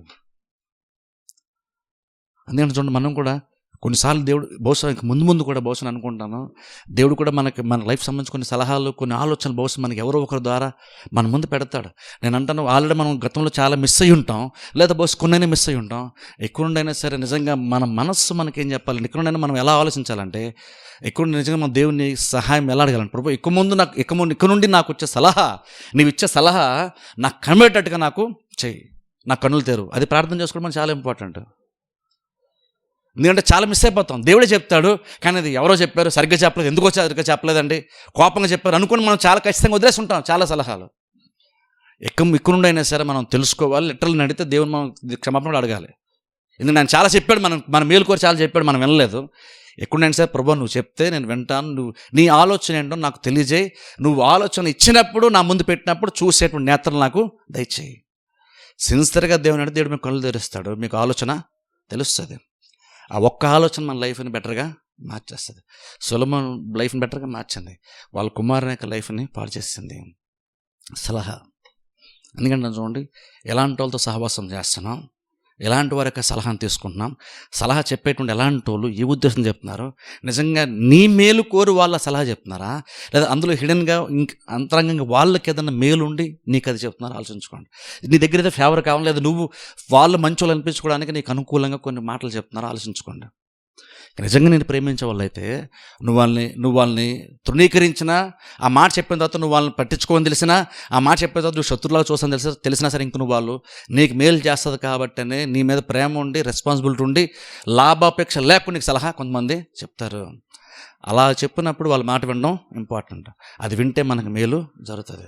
కాబట్టి వెనకాల తిరిగి వెంటాడే ప్రతి వాళ్ళు మీకు మేలు చేయరు. ఆలోచించుకోండి, ఎవరితో సహవాసం చేస్తున్నాం, లేదనుకుంటే ఎవరి మాట వింటున్నాం, ఎలాంటి వాళ్ళ మాట వింటున్నాం, చాలా ఇంపార్టెంట్. దాన్ని బట్టి మన లైఫ్ ఆధారపడే ఉంటుంది. అందుకనే ఫీలింగ్స్ని బేస్ చేసుకోకుండా దేవుని యొక్క ఆలోచన, దేవుడు చెప్పినట్టు ప్రభు నువ్వు ఆలోచించినప్పుడు దాన్ని చూసే నేత్రం నాకు దయచే, గ్రహించే నేత్రం దయచే, దేవుని అడగండి, దేవుడు మంచి సలహా ఇస్తాడు. అందుకని ప్రతి దాంట్లో దేవుడు నాకేం చెప్తున్నాడు ఆలోచన ఇస్తున్నాడు, అది వెతకండి. మీరు ప్రతి దాంట్లో వెతకండి. ఇక్కడ దొరకదు, అక్కడ దొరకదు, వాళ్ళ ద్వారా నాకు మంచి సలహా రాదు అని ఎప్పుడు అనుకోవద్దు. వెతకండి దేవుని యొక్క ఆలోచన కొరకు, దేవుడు చూపించే దారి కోసం, జ్ఞానం కోసం వెతకండి. దేవుడు చూపించినప్పుడు లోతు కాల్సిన ప్రభు ఇది నువ్వు చూపించిందని నేను అనుకుంటున్నాను, నిజంగా నువ్వు చూపించేదనా, లేదా నా హృదయం నన్ను మోసం చేస్తుందా అని దేవుని మీరు అడిగితే దేవుడు మీకు కన్ఫర్మేషన్ లోపడిస్తాడు. దాని ప్రకారం చేస్తే అది ఇప్పటికెప్పుడు మీకు ఫీలింగ్స్ కాదు అనుకూలంగా లేకపోయినా భవిష్యత్తు ఖచ్చితంగా మీకు మేలు చేస్తుంది. జస్ట్ ఒక రోజు రెహబాముకి పెద్దల సలహా చెప్పి చేస్తుంటే రాజ్యం నిలబడేది కదా, అసలు విడిపోయేది కాదు కదా, మనకంత తలకనొప్పి ఉండేది కాదు కదా. ఇంతకీ యెరూషలేం రాజు ఎవరు, యోధా రాజు ఎవరు, ఇట్ ఇస్ మనకి ఉండేది కాదు కదా, హ్యాపీగా ఉండేది. ఇజ్రాయెల్ చరిత్ర సింపుల్గా ఉండేది మనకు కూడా. ఇప్పుడు కన్ఫ్యూజ్ అయిపోయింది బైబిల్లో. ఎందుకంటే బైబిల్ ఒకసారి ఈ రాజు అని పేరు ఉంటాం, ఆ రాజు పేరు ఉంటాం, ఇద్దరు ఒకేసారి పరిపాలిస్తున్నారంటాం. ఏది యెరూషలేము, ఏది యోధా, మనకే చాలా కన్ఫ్యూజన్. ఇదంతా ఎక్కడ స్టార్ట్ అయిపోయింది, అంతా కన్ఫ్యూజన్. ఒక వ్యక్తి కన్ఫ్యూజ్ అయ్యి తప్పుడు సలహా పాటించాడు, మొత్తం అంతా పాడైపోయింది. బహుశా మనం అలా అవ్వకూడదని దేవుడు దీన్ని రాసి ఉంచాడేమో. జాగ్రత్తగా ఆలోచించుకోండి. ఎవరి సలహా తీసుకున్నాం లోతుగా ఆలోచించి నిర్ణయం తీసుకోండి. అలా చెప్తున్నా, సలహా తీసుకునే ముందు మీ స్థాయిలో ఉండే వాళ్ళ సలహా అడగద్దు. మీకంటే ఉన్న వాళ్ళ సలహా మీరు అడిగి తీసుకొని అది కూడా మీరు ఆలోచించి, ప్రభువా నాకు ఈ సలహా వచ్చింది కరెక్టేనా అని లోతుగా ఆలోచించండి. దేవుడు మీకు సాక్ష్యం పలుకుతాడు, ఆ సలహా ప్రకారం చేస్తే మీకు మేలు చేస్తారు. ప్రార్థన చేస్తే అందరూ తల వంచి కళ్ళు మూసుకొని ప్రార్థన చేసుకుందాం. ఈసిన పరిహారి ప్రియ ఈసిన పరిహారి నా జీవిత కాలమంతా ప్రియ ప్రభువేన పరిహారి నా జీవిత కాలమంతా ప్రియ ప్రభువేన పరిహారి యేసేన పరిహారి ప్రియ యేసేన పరిహారి నా జీవిత కాలమంతా ప్రియ ప్రభువేన పరిహారి నా జీవిత కాలమంతా ప్రియ ప్రభువేన పరిహారి